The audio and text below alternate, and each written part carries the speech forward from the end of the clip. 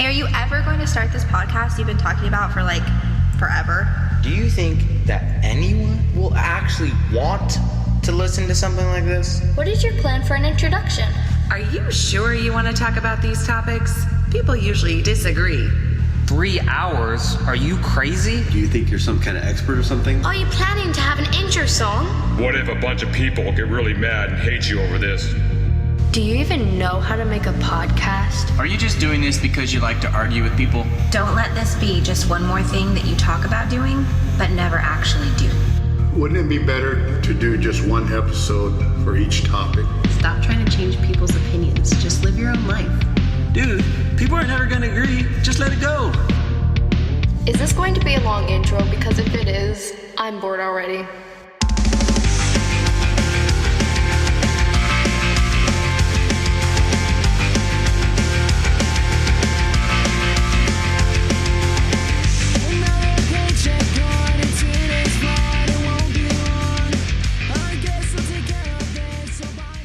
Hello and thank you for tuning in to another episode of the Why Can't We Talk About That podcast. I truly appreciate all of your diligence in keeping up with the conversations, both amazing and fantastic, that are contained in each of these episodes. Today, as to be expected, I have a spectacular discussion to share with you all. But first, I just want to vent my frustrations with the way that reporters talk when reporting the news.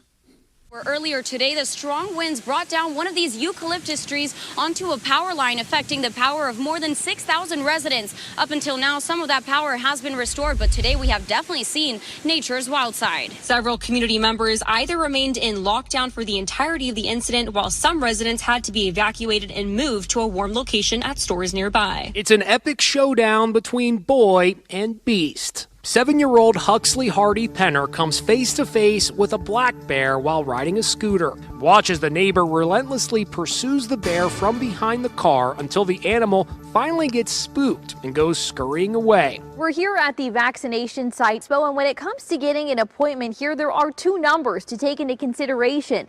38,000, that's the number of people ages 65 to 74 who can now get vaccinated. People in the community are being asked to evaluate their health needs and risks for getting the virus to see if they can continue to hold off on making an appointment for now. Some say that parking prices downtown may make it difficult for locals to shop. Despite the 1 hour of free parking, many are paying $3 an hour to park. Today, where a shooting suspect barricaded himself inside a senior living apartment complex, forcing the lockdown of the apartment building and evacuation of some residents. PG&E immediately dispatched crews to configure circuits on the Pike and transfer customers to other circuits to regain power. Due to the severity of the damage done on the street, however, it was difficult to determine the estimate time for restoration.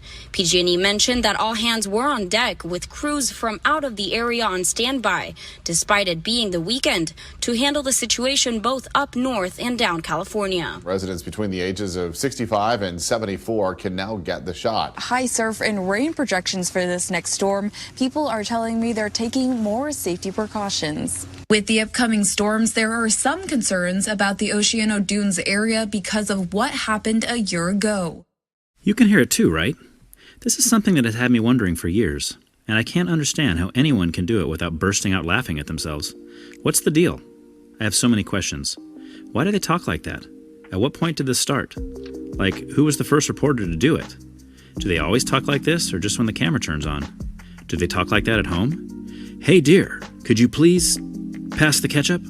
Maybe the first reporter to talk that way on camera really did talk like that all the time, and other reporters thought he was just doing that to be edgy, so they all followed suit. I don't know. But on to the episode. My guest this week is Samantha Showalter, someone who has been on the schedule multiple times since I started this podcast, and one thing after another kept canceling our recording sessions. But that's okay.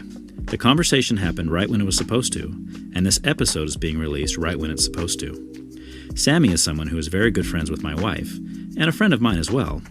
I didn't really know a whole lot about her, though, which is what made this discussion so much fun. To me, Sammy has always seemed like somewhat of a quiet and shy person. Her shyness went away during our discussion, however, and much to my surprise, she asked lots of questions. If you've been listening to these, you know that I really appreciate when my guests ask questions of their own. She had me in the hot seat for some of it, and it was great.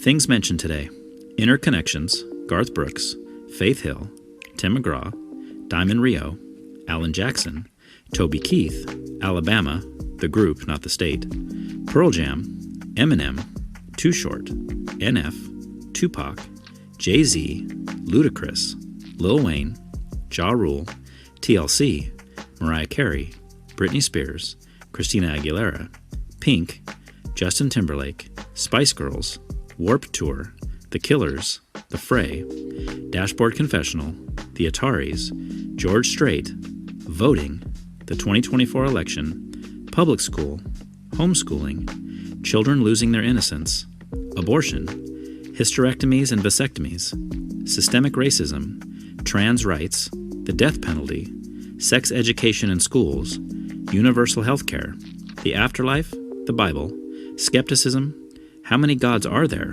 and feeling close to God. Enjoy the conversation. I haven't even had coffee in like almost 6 months. Oh, man. And that's a big thing for me. Yeah. What do you got there? Tea? Yeah. Okay. From Starbucks? Which kind did you get?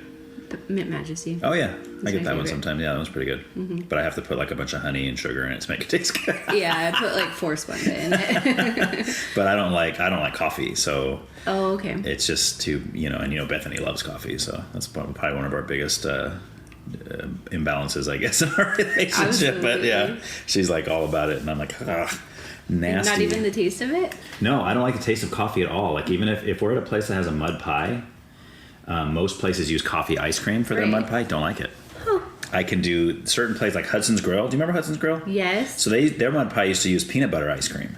Oh, okay. And I loved that one. That one was fantastic. I'm so glad that one closed. I know. That was such a cool... I mean, how old are you? You're close to Bethany's age? 35. Oh, you're younger than Bethany by quite a bit. Okay. You're 35. Yeah. Okay. So I got 10 years on you.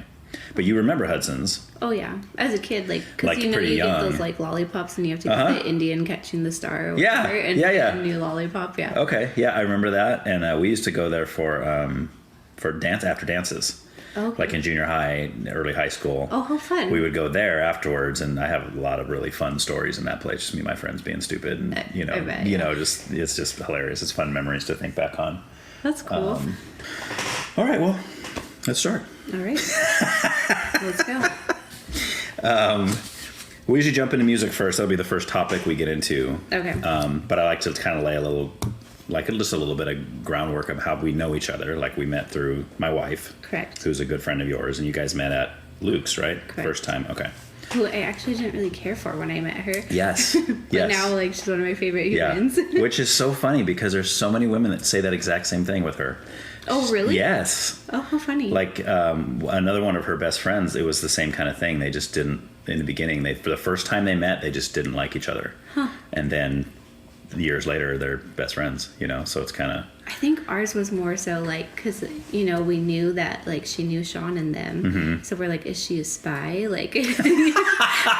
So it's the family element, right? It was just hard to let your guard down, I guess. Yeah. Yeah. Yeah, totally. But now, she's one of my favorite people. Nice. Mine too. Good. I hope so. I'm going to move these a little bit closer. That's funny. Yeah.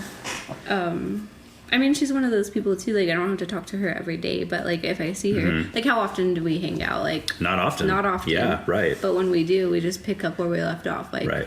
Especially because you guys don't work together anymore. Yeah. So. But I think that's how friendship should be. There should be no awkwardness or, Right. Yeah. But see, I never understood that. Bethany will say that, and she's like, oh, and that's how I know they're such good friends, because I won't see them for 6 months, and then we get together, it's the same. Right. And I like that. That's cool. But I'm like, I don't know. My best friends, I want to be around them more. True. I don't know. But she's just like, that's just not the way it is with me. It's like, okay, that's fine. Obviously, I want to be around her more. Right. It just doesn't work out. Gets in the way. Yeah, life and family and life all that kind of stuff. Yeah. For sure. And you are also connected to Arnaldi's somehow, right? From back in the day, right? Right. You worked there? Oh, yeah. I worked there a long time. Okay, so my cousin, who was... Oh gosh, I forgot his name. The owner? Pat or Gino? Gino. Okay. My cousin is his granddaughter. Okay. Oh, Mandy. Mandy, yeah. Okay, that's right. Yeah, Mandy worked with me. You have a lot of connections to her. Mandy worked with me at Neverland. Yeah. Yeah. Okay. So. which I found that out when I worked out there. I never met her before that.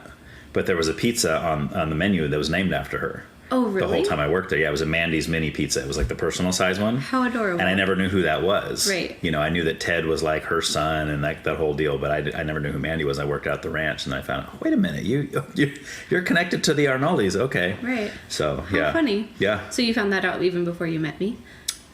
Yeah. Okay. Wait. Or did you? Yes. No, I found that out before I met you because I found that out when I worked at Neverland. So did you know her and my cousin Katie at Neverland? Yes. Okay. Oh, so Katie's your cousin too? Yeah.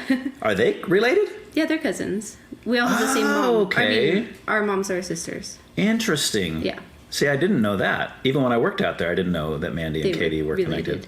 Okay. Yeah. Interesting. I don't know if that's how Katie got the job or anything. Yeah, Katie started a while after I was out there. I think Mandy was already there when I started.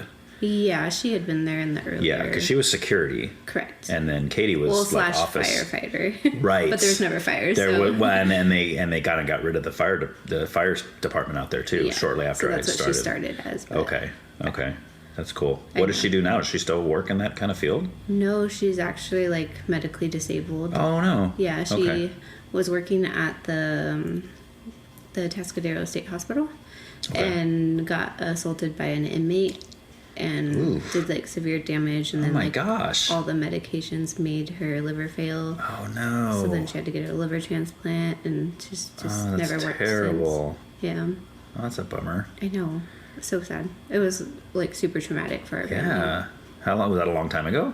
Yeah, her like 15th anniversary for her liver transplant just came up right now, or like a few days ago. So it was a while ago. Wow. But yeah, it benefits for me because my kids are super close to her, so she has them all the time. Oh, and nice. Because I was super close to her. We're 15 years apart. Okay. So when I was growing up, like that was the cool thing, is go to her house, and now it's like the cool thing for my kids to do. Okay. So it's kind of exciting for me because like they get to have the same experience I did as growing up. Right. That's awesome. Yeah.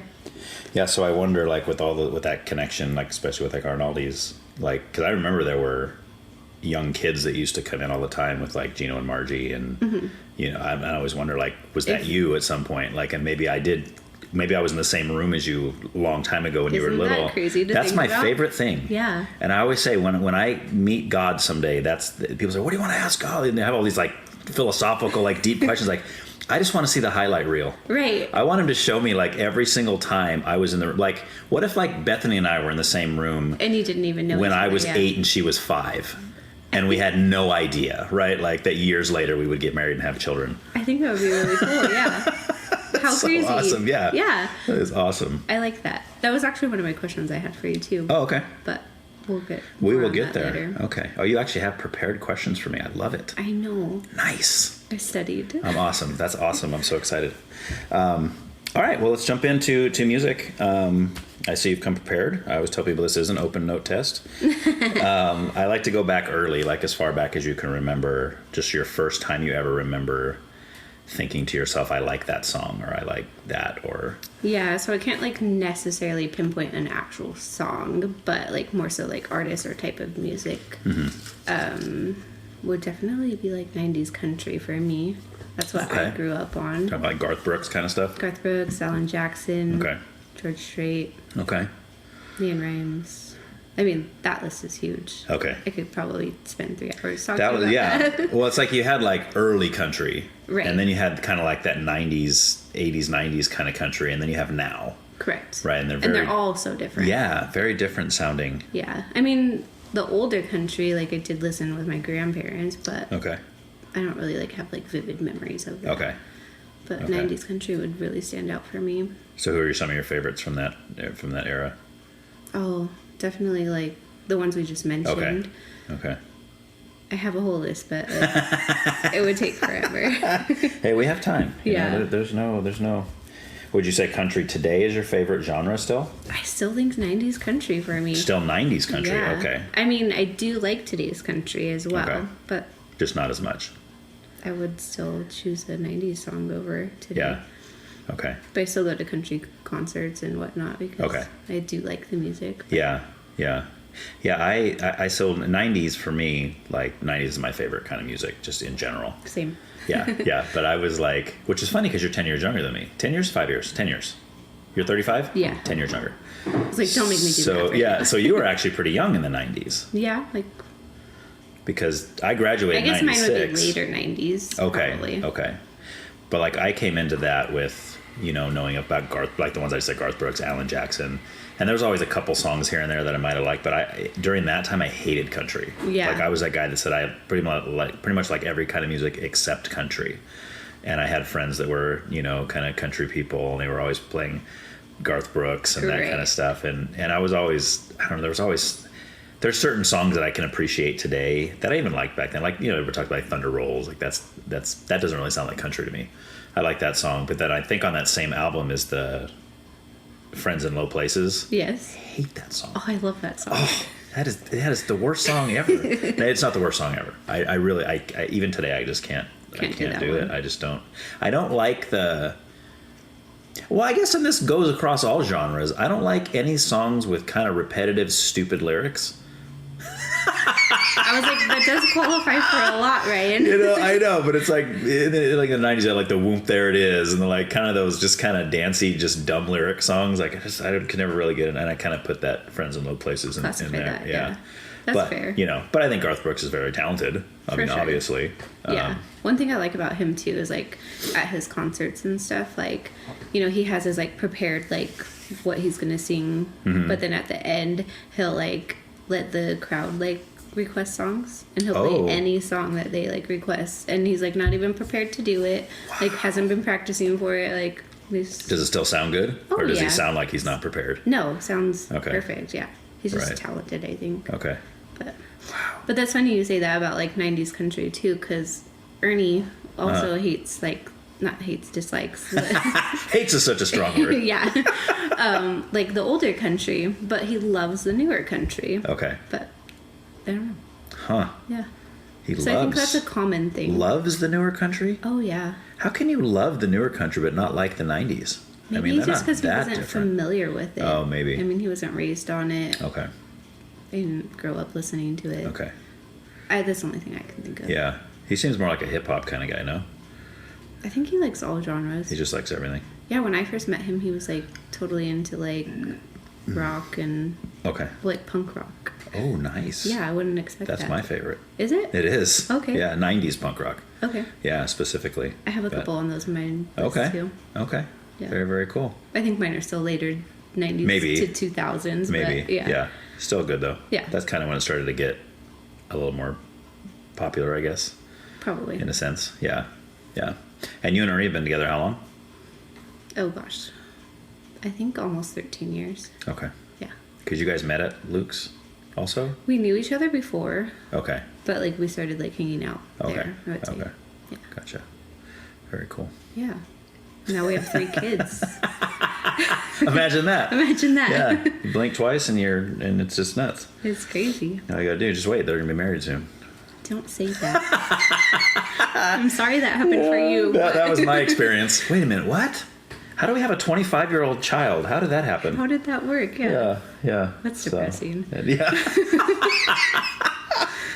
Yeah, this is terrible. Right? All right. So throw some more. Throw some other ones. What were some of the other ones you said? Leanne Rimes, I'm not a fan of, but what else do you got? Okay.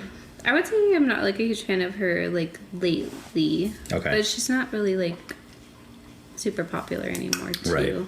Right. So maybe I can't say that. Okay. Let's see. Shania Twain. Okay. I could dig her. Some of her songs work pretty good. Yeah. Bethany was a big fan of her. Okay. Let's see. Martina McBride. Mm-hmm. Is she the In My Daughter's Eyes? Yes. Right? Yeah. Okay. Yeah. It's one of my favorite songs. Yeah. Well, especially now that I have a daughter. Right. But, yeah.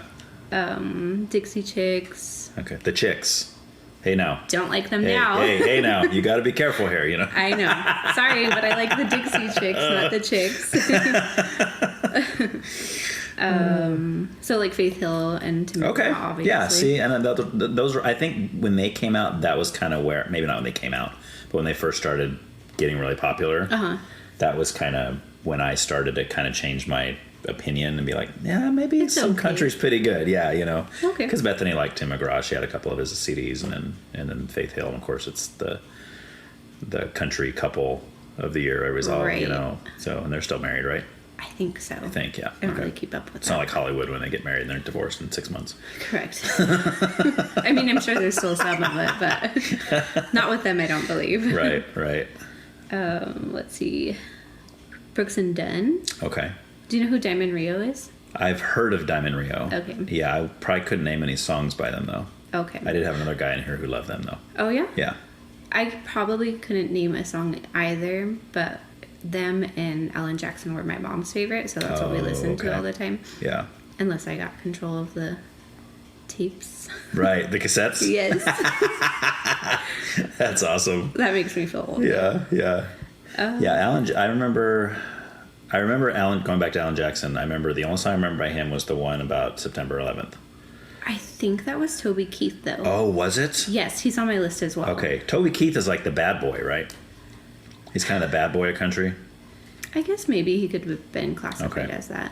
Okay. He's not doing like well health-wise now. Oh, really? Yeah, I don't remember what happened, but like... He's pretty young too, isn't he? Not old, yeah. Okay.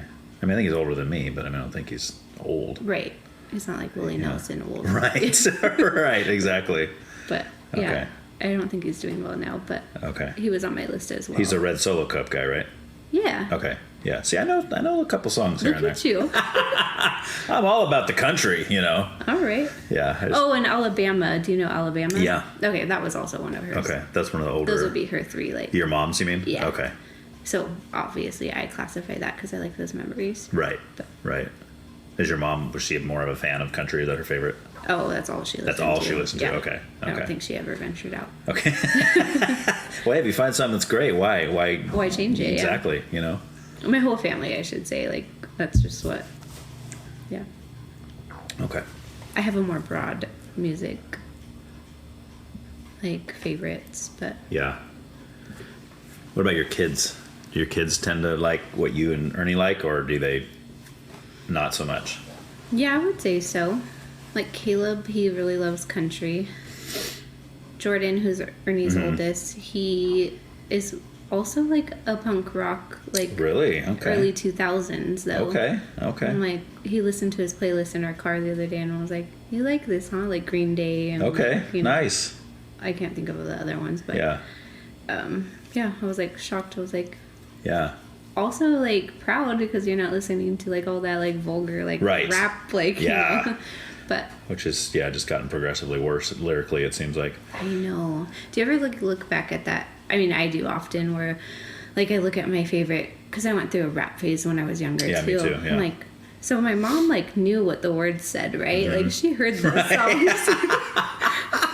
Like, yeah. How did that work? See, my parents knew, and they wouldn't let me listen to it. Oh, okay. So I had to sneak it. Oh. I had stuff hidden in my drawers, but then they would find it eventually, and they would toss it. Oh, okay. I said, Mom, I spent $30 on that. I don't care. It's out, you know? Right. Yeah, because, I mean, I grew up listening to, like, NWA and Too Short and that kind of stuff, you know, the early kind of filthy rap, I guess you would call it, you know? But, yeah. Would that be like Bay Area kind of? Too Short was Bay Area. Okay. Yeah. NWA was more, that was Compton, straight out of Compton. True. But yeah, I tend to like most of the Bay Area rappers. That was my favorite when I was growing up. You know, Too Short and Spice One and Ant Banks and all that kind of stuff. That was what I grew up listening to. Okay. Yeah. Isn't that so crazy how like even like the same genre of music can like change so much like per area? Right. Like, Bay Area rap compared to like LA or yes, you know. Or you look at like the East West Coast thing. Right. Like you listen to that, and that's why most people from the West Coast are like, East Coast rap sucks, and over there they're like West Coast rap sucks. And I was always kind of like, well, no, West Coast rap is better. But there was definitely a couple East Coast guys I liked, you know. For sure. But there's a definite difference in sound. Right. It's just, but it's influence. But I like that. Yeah, kind of a variety. Yeah. So yeah. I don't like the division of all of it, like where people have to pick a side, but right. I like the difference of it. Right. There's so many other things we could choose sides over. Why we're doing it about music, you know? Right. That's a great point. It's like, come on, people. Who cares, you know? But I agree. Yeah. So. All right. Where are we at here? So you're still country is your favorite. You like all genres, you said. But country still, would you still say country's your top? No, I don't think I actually have a top. Oh, you don't have genre. a top. Okay. Yeah. Okay. I would say like my favorites list of like songs and artists are probably pretty high for country, but they're also the same for not every other genre, like, but I still like hip hop, I still like R&B, like. Now, R&B stuff, do you find 90s is your favorite of that too, or do you think more recent? Okay. One of my top notes on my paper says overall stuck in the 90s, 2000s, like, genre. Nice. Yeah. So. That's awesome. So I don't think, and I've said this on here before, I don't think there's ever been anything recreated that sounds like the 90s R&B soul stuff that was out back then. I agree. It's so awesome. But I do have a question on this topic, though. Okay. Like, I remember growing up, like, you know, your parents or grandparents are, like, stuck in their genre, right? Yeah. So, like, are we, like, the same amount of old as We them might now? be. Like, we might be. And as soon as I start saying things like, oh, these kids' music sucks, I think I sound like my parents, thing, yeah. right? Yeah, exactly. Yeah, so. Yeah. I think it might be a generational thing, but. Well, what I usually say, like for me with 90s and usually other people that are 90s, you're the first person that was born 10 years after me that would hold to the 90s as being their favorite. Usually they're around my age, and it's usually because like kind of those junior high years, early high school, that's such a important time in a person's life. So many things are happening. You got friends, you got girlfriends, you got all this stuff going on in your life. And all those songs are like the soundtrack to your life, to that time, right? Yeah. That time period of your life. So it's such a big deal, you know. So that's why it's interesting to me to think that you were, you must have been, I would say 10, like 9 or 10? Between 8 and 10, yeah. Okay, yeah. See, that's awesome. I think that's cool too. Yeah, it is. It just means you have good taste in music, is what it means. I'll agree. I would say like for like my life or like soundtrack, like you said, it would be more 2000s, but I still stick to the 90s. Right. Both of them are good, but. Yeah. I think, like I said, growing up for me, it was all rap, and then that kind of also got into some of the R&B kind of stuff. Basically, black people music, if we needed to categorize it. That's pretty much all I listened to, probably up until freshman year of high school. Oh, okay. Yeah. And then what did you change to? Well, and then, so what ended up happening then, freshman year was 91 for me, and that's when, which I still hold, my opinion is that's the greatest musical year of all time, just because of all the albums that came out that year. But that's when the grunge thing kind of hit. Okay. Right, Nirvana had just released Nevermind, and they blew up, and then you had Pearl Jam putting out 10, and then you had like bands like Soundgarden and Alice in Chains and Stone Temple Pilots. Like there was such a prominent time for that kind of music, and I just got hooked on it. Okay. And before that, it was like, forget anything guitar. Like, guitar sucks, get it away from me. I want nothing but rap, nothing but R&B, whatever. And then that changed everything for me. And now, then, when you did change like your taste in music, did anything influence that? I don't know. No. I mean, not visibly. I mean, other than just the music being good or me thinking that it was good. I think a big part of it for me too is I used to like to sing along to it, and I wasn't very good at that with the rap.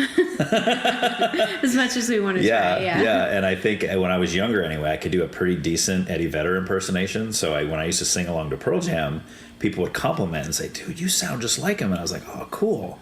So I think that maybe was a big part of it. But I've never really thought about that until you asked me that question. But that's probably is a big part of it, because I put it on the car and I just love to sing along to, which I still do. Like, I still love to sing along to that kind of stuff. But yeah, so then that got me to my parents getting me tickets to see Pearl Jam live in Golden Gate Park in San Francisco. Oh, how fun. When I was like 15 or 16. And did your parents like them too? No.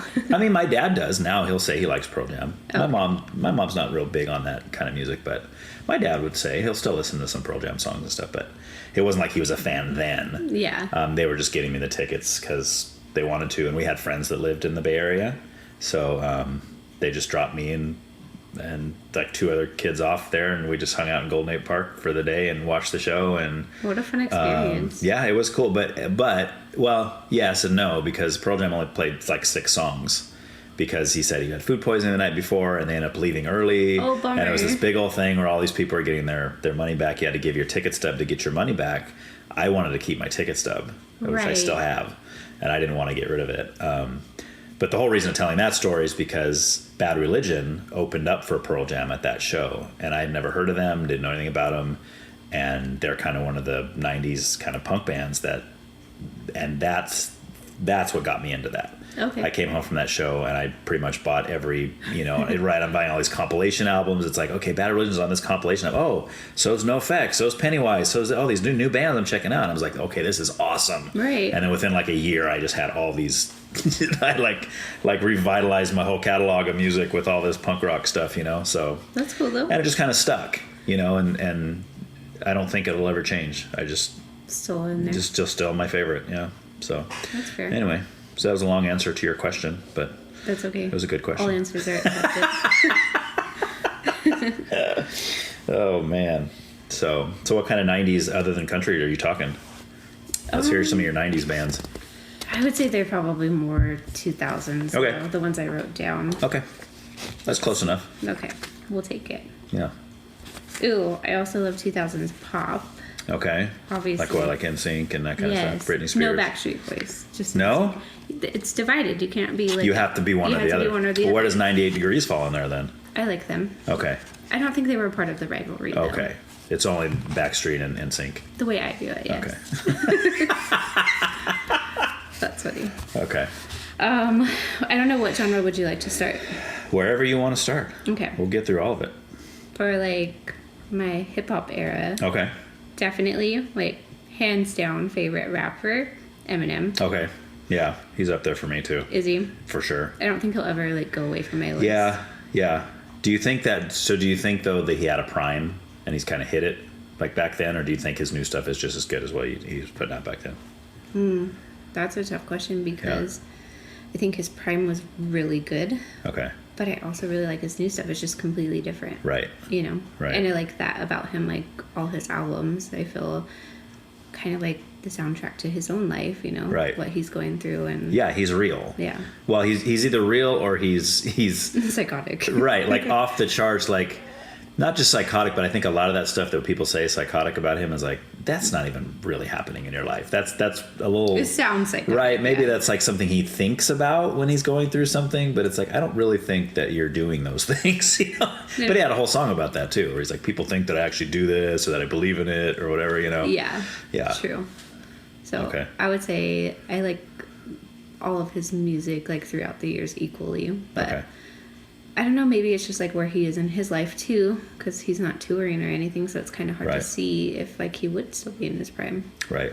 He's left out a couple newer albums, but never toured or did much with it. Which is probably nice. For him, right? When you get to that point in your life where you're like, I don't even have to make albums at all.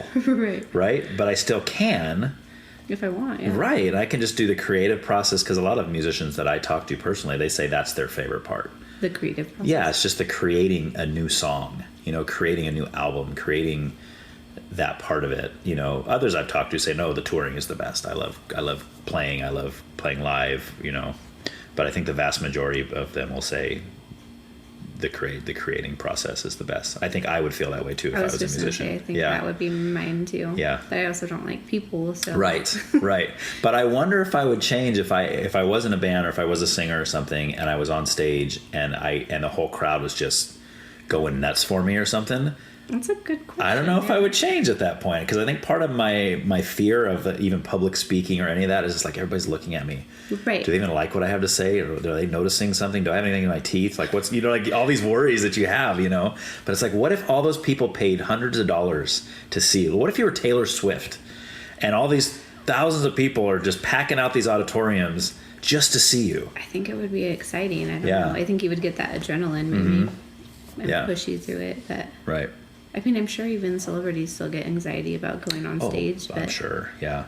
Maybe once they get out there, they're like, all right. Yeah, this is what I do, Yeah. Okay. So what would you say is Eminem's prime? Like, what do you have a favorite album? Could you pick a favorite album? I really couldn't. I'm sorry. Okay. Oh, you don't have to apologize. It's okay. I probably will apologize so many times. Like when you like walk through the store and you like someone hits you and you're like, oh, I'm sorry. Yeah. But you should be apologizing to me. Yeah. Yeah. You should ask them, hey, can you apologize to me, please? Yeah. You know? That's what type of person I am. Yeah. It's fine. But no, I don't have a favorite. Okay. Favorite song? Or a I think couple Lose favorite Yourself, songs? probably. Lose Yourself, From okay. 8 Mile. Yeah. Which I still haven't seen that movie. No. Is that nuts? I know. It's so inappropriate, too. Well, yeah, but, you know. That was another one I think it was in 8th grade when it came out. Okay. Maybe like freshman, I'm not sure. But talked my mom into, like, because I knew the release date of the movie. Okay. Talked her into it. Was rated R. Right. Like, baked her, and, like, was like, no, it's not bad. It just has, like, cuss words, like, you know. Right. And so she had to go with me and my friend. Ooh, what'd she think? Well, she was not very happy after the movie. Oh, no? She didn't walk out there going, man, that was a great movie. Well, I mean, she maybe thought it was a good movie, but thought it was a little inappropriate for our age. Right. Because I think that was like 90. I would say like 13, 14, yeah. No, that was not 99. That was early 2000s, right? I can't remember. I would say in the 2000s. Okay. So. Yeah. But yeah. Okay. But that'd been funny. I made her go like on the exact day it came out, like, you know. Opening day. I was obsessed with Eminem. Oh, really? Yeah. Okay. With my headphones. And he only had 2 albums out at that point. 2 or 3. I think it was just the Slim Shady LP and the Marshall Mathers LP. Oh. As long as you don't count like Infinite, which was the one nobody knows about. Yeah, because I guess the next one wouldn't have been out yet. Right. That's true. But I mean, I think the 8 Mile soundtrack kind of had some new songs by him on it, like Lose Yourself was a new one, and then yeah. I do think, I agree with you. I think that is one of his best songs ever. Oh yeah. I think so. I mean, I like the ones that kind of have emotion to them that are, you know, but I think Marshall Mathers LP is probably my favorite. Okay. Do you have a favorite song on there? See, that's hard. I know. Well, I know. Actually, I do. It's the actual song, Marshall Mathers. Oh, okay. I love that song. I think that's the one. The one you might see me walk in. You might see me walking a dead Rottweiler dog with his head chopped off in the park with a spiked collar. Look at you! I'm so impressed. I'm sure I'm getting some of the words wrong, but that's the one. Yeah, because I just wouldn't be able to tell you. Marshall Mathers. Yeah, then I guess it would be. Yeah. Okay. Mm-hmm. That one, Stan's a classic. I know Stan's like the one everybody says because that's such a popular song, but it is a great. I mean, it's just so impactful when you realize, you know, especially the end when it's like, you know, when he finally responds back after Stan's dead, you know, it's like, oh, what's your deal, man? You know? I really love the whole beat to that song too. Like, I don't know if it's like. Yeah. What? What's a Dido song? It's actually a Dido song. What does that mean? A Dido is the singer that's in that song with him. Oh, okay. The tea's gone cold, I wonder. Yeah, that one. So she has a song. I thought you were talking about technology or oh, something. No. I was like, no, the singer. You won't hear me talk about technology. I was like, this is too much for my conversation. Yeah, but I mean, she actually wrote the song first, and there's no rap in it. It's just her singing. I think it's called "Thank You," is the name of the song, and I think it came out very soon before. And I don't know the story, but I assume he heard it, and he's like, "Oh man, I could do a cool rap over that," you know. And then he had her. She was in the video. She's actually in the video playing I think she's playing the woman, the girlfriend of Stan, I believe. Okay. I think it's been years since I've seen it, but that's something I didn't know. So that's a good one. Criminal's on there. That's another good song. Yeah. I think the one album maybe from him that I wasn't I mean, at the time I still was obsessed with it and liked it, but now I'm not a huge fan. I think it's Curtain Call or. Oh yeah. Yeah. Curtain Call was I feel like that was more. It's a greatest hits album, isn't it? Probably. I think it is, yeah. But he had a couple new songs on there. When I'm Gone, maybe, was new on there, or Mockingbird. I don't remember. Oh, maybe I'm thinking of the wrong album then. You're thinking of the one that shows the curtain. Yeah. I think that's is that the Eminem show? That's the one with D12. What was the song? It's two trailer park girls come around the outside. Yeah, that one. That era. Yeah. Yeah, I think that's on that album. I do like that song, but okay. Yeah. I don't know. I feel like that was during his crazy. Yeah. Drug phase, maybe. Right. And it just got a little weird. Yeah. But I still bought the album and supported it. Well, then he had Encore. I think that one had. It's one of those two. I don't remember. That one had curtains on it too, I think. Yeah, now I'm going to have to research that later. The cover. Yeah, it's so funny because his albums were always half nutso crazy stuff and then half like funny songs. Right. Like you listen to one like Business, where he's like, he's him and Dre or whatever. He's like, holy rusted metal Batman. And he's like, it's just funny, Yeah. My refill here. Oh. I'm addicted to this stuff. It's so good though. It is so good. So good for you too. I wish it was better for you. I know. Is it from Smart and Final?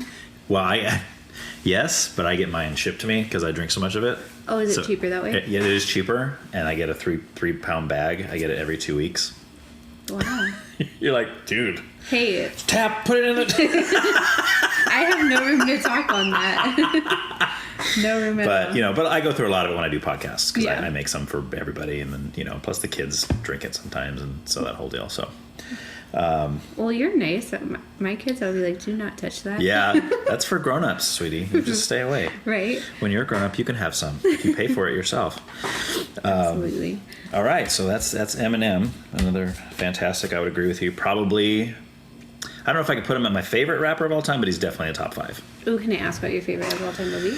See, it's hard for me because there's so many different times in my life. Like That's I would true. put like somebody like Too Short in there because he was early influence on me, probably in a lot of bad ways, but just that time period that I really appreciated. Then you even go to like present day, you have something like NF. I don't know if you've heard of NF. I don't think so. A lot of people have compared him to Eminem.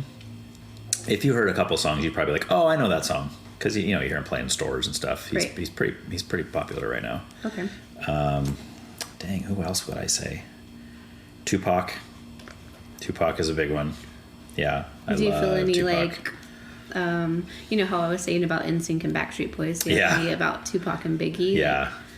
No, I mean, I don't feel any of that rivalry, like in a personal way. Mm-hmm. I mean, if you were to ask me which one of them I think is better, obviously Tupac by leaps and bounds. Although there are a couple Biggie songs that when they come on, it's like, ooh, you gotta crank that up. It's just like some of them were just really good. So I would absolutely have to agree with that. Okay. Like same for those two for me. Yeah, because Tupac was just, and I listened to him from early on. The first time I ever heard him was that song he was in with Digital Underground. That remember Digital Underground? No. They did like the Humpty Dance and like Oh. Humpty Hump was part of the Digital Underground. Well, I think I'm more familiar with like songs like if you mentioned something like, oh yeah, as I've opposed heard to that. artists, yeah. Especially ones like that aren't really.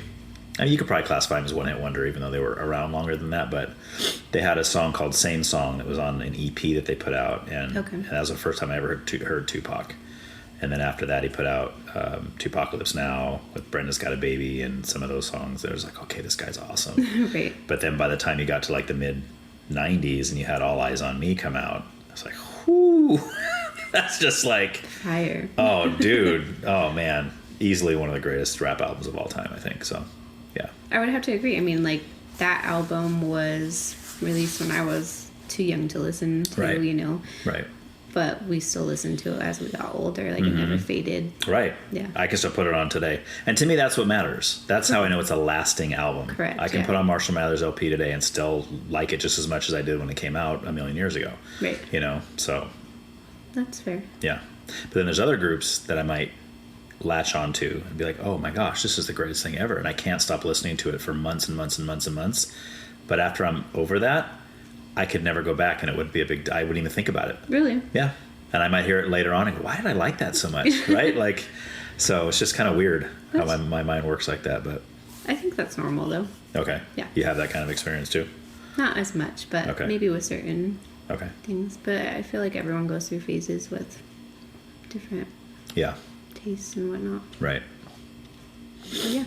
All right. So we got Eminem. What else you got?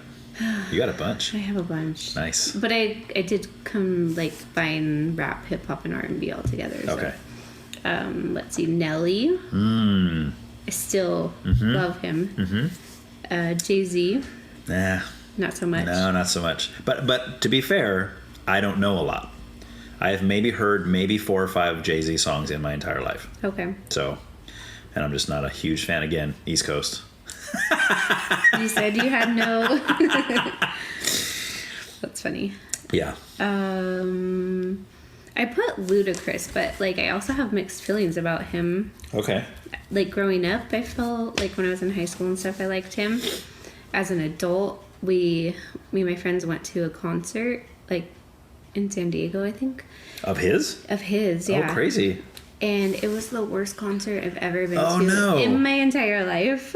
So now I'm like... Because he sucked live, or? Yes. Oh, really? And I mean, maybe he just hadn't done a concert in a long time. Okay. But, like, his hype man did, like, a better job than he did. Oh, boy. So it was just a really bad experience. And Like now, his vocals just weren't good? Like, I don't think he knew the words to his songs. Oh, like, maybe he was drunk or something. Could have been. That happened to me, one of my favorite bands I saw one time. Really? So excited to finally see him live. And he was already drunk when the show started, and he had a big old bottle of something. He's keeping it on the drum set, and in between songs, he's doing this. So, I mean, the first couple songs were decent, but then by the couple in, he's like, dude, this is terrible. Terrible. Who was it? Guttermouth. Okay. Yeah, another 90s punk band. Probably in my top 3 favorite. Yeah.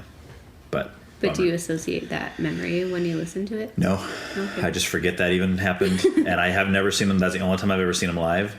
They just played here a couple months ago. Not here, but in the area. Uh-huh. I think maybe Avila, somewhere close by. But yeah, it didn't go. No desire to go? I don't know. I kind of do have a desire to go, but I'm kind of like, I don't know. Am I too old to go to a punk rock show? I don't know. I'm going to say the answer is always no. My personal opinion. Yeah. That's true. You always see that 80-year-old guy out there sometimes, like, yeah, check that guy. And he's in the pit. Check him out. Right? I want to be like that. Right. But then back to the not liking people thing, like, I don't think it'll work out for me. Mm-hmm. Let's see. Yeah. Also, top favorite would be Lil Wayne. Okay. Another one I don't know any. Never got into him. I don't know if I even know any of his songs. That's okay. Yeah. I mean, I think you're missing out, but... Well, but see, that's the beauty of doing this. Yeah. Is you say that, and then you're going to give me some songs and stuff, and I'll listen to them, and I'll be like, man, Sammy's nuts. Or I'll be like, oh, this is really cool. I'm going to get some more of this. You know? I think he's a little nuts, so you might think that on that one. But one thing I like about him is, like, he doesn't write down any of his lyrics ever. He just he just remembers them. Really? Yeah. And I think that's, like, genius level. Wow. Like, I can't remember, like, where I put my keys at. Right. He can remember every word to his lyrics. Like, I think that's impressive. Yeah. So if you were to give me a place to start with him, where would I start? Once again, I'm not good at, like, albums, so... Okay. You think early of his stuff is better than, or later? Middle. Okay. Yeah. I would say, like, 2005 to 2010, maybe. Okay. Is where I would target. Yeah. So I'd have to research what albums, but... Well, I could just do what I would do is I go to Wikipedia, bring up singles, and then list all the singles they've released, and then I'll just look at the ones in between those years and say, okay, I'll start here. Some people like his younger stuff, but... Okay. I think I was too young for that, so I guess I'm not very experienced in that. Okay. Yeah.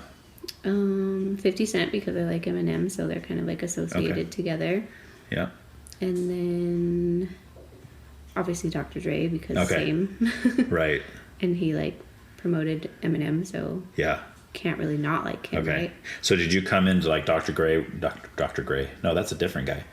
Dr. Dre when, like, The Chronic came out, or was that, like, before your time and then you came in a little later, like when before Snoop my was time, big but I would and... still listen back on it. Okay. Yeah. So I would say rappers besides, like, Tupac and Biggie. I still like Biggie, but I do agree with what you said. Like, Tupac, I think, is by far hands down better. Yeah. But there's some songs of Biggie I'm like, oh yeah. Right. Did you ever see the movie about his life? Which one? Biggie. I think so, but not to where I could remember like details. I need to go back and watch it because when I was in the hospital when I got my appendix out years ago. I was in there for 6 days, and I was, kind of in and out of conscious because I'm on all these pain meds and stuff. But I remember watching part of that movie and thinking, this is awesome. I love movies like that. I do too. Yeah. I love that kind of stuff. I love reading books about that, especially when they're like musical artists and stuff. Like I want to know the whole story. Yeah. So I've always said I wish I was famous, because if I was famous, I could be doing this and also have famous people on, right? Like, hey, I'm going to have, this guy over and we'll talk about it. How did you get where you are? Like you still have time, right? Yeah. I still have time to get famous. Yeah. We'll see. We'll work on that. Yeah. I think this would be like, I kind of like Ja Rule too, but I think... I used to love Ja Rule. Yeah. I think it was because, like, more so like the R&B side though. Right. Or I guess hip-hop like R&B, Ashanti and stuff is in a lot of his songs. She's on my list too. Okay, yeah. So yeah, he was cool because I felt like he had kind of he had that sing-songy kind of rap, but then he also was really raspy at the same time. His voice is kind of cool. Yeah, which was like a unique thing, you know. The other one that I can think of that was kind of like that was DMX, but I didn't usually really like him as much. As I would Ja say Rule. there's a couple songs that I am downloaded of his, but yeah, I don't think I've ever bought an album. Right. He's not worthy of that. Yeah. May he rest in peace. Yes. So sorry. Right. And then for like R&B and stuff, it would, like top would probably be Usher. Okay. Yeah. Ashanti, like I said. Yeah. TLC. So good. So good. And another group that you'll never hear anything like that ever. I know. So unique. Just T-Boz's voice is so different than anything I've ever heard before, really. Yeah. And then mixed with like Lisa Lopez's rapping was it's such a cool group. And like whoever created that, like good job. Yeah. You know. Oh yeah. Yeah, and I still remember when that was the first single, Ain't Too Proud to Beg. I remember that first came out. I was like, dude, this is cool, you know? And then I think the next single was The Baby Baby, which was way mellow. And I was like, oh, they can do all this kind of stuff, you know? Right. And then I think they just got better from there. Probably. But yeah. Oh, one of the rappers I forgot too is T.I. Know nothing about him. I would say he's not as popular as like all the other ones. I mean, I've heard of him. Isn't he married to a Kardashian or something? Or am I thinking of someone else? I think it's someone else. Okay. But like, who hasn't been married to one? So. Right. Oh no, he's the one that did he do an album with Chris Brown?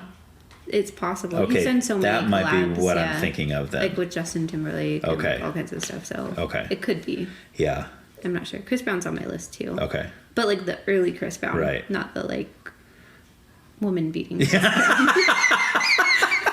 Well, that's something that comes up on here a lot is the concept of is it possible to separate the art from the personal life? Right. For me, I don't think so. Okay. Yeah. Well, depending on the severity of it, right? True. Like and I think it's for everybody. Like I can say, okay, if a guy gets arrested for possession of cocaine, do I support cocaine use? No, I don't. But am I going to not buy his album for that? Probably not. Probably not. Yeah. But if I found out that he's like a child rapist or something, do I want to support him after that? Probably not, right? So that would be like my limit there. I'm going to have to agree with that. Yeah. Like, it depends on what the situation is. Right. Because I think I mentioned another one before of, like, personal things. You did. Who was it? I don't remember now. I don't either. Talking about memories. And I didn't with write it down. remembering lyrics, yeah. Yeah, I did not write it down. It's okay. I'll hear it back later and go, that's what it was. I know. Same. Mm-hmm. Let's see. Genuine? Nope. No. So that one, because I was talking about like how, like listening to rap songs, I'm like, my mom had to hear the lyrics, you know? Mm-hmm. So Genuine, and there's like, I think someone called like Next. Sounds familiar. He sings a song called Too Close. Okay. Anyways, listening to those songs as an adult, Mm-hmm. I used to listen to as a kid and like never like realize like what lyrics meant or anything. And as an adult, I'm like, that's what they were saying the whole time. Yeah. You know? I'm that way even with stuff from like the 60s and 70s that I grew up listening because my parents were on, or was on the radio or something. Right. And we'll have like a party or like for Bethany's, her 80s party. So I'm putting together this playlist and I'm like, okay, there's gonna be families here. I need to make sure this song. So I'm kind of reading through the lyrics and there was a lot of them. I was like, oh my gosh, this song, what's that song?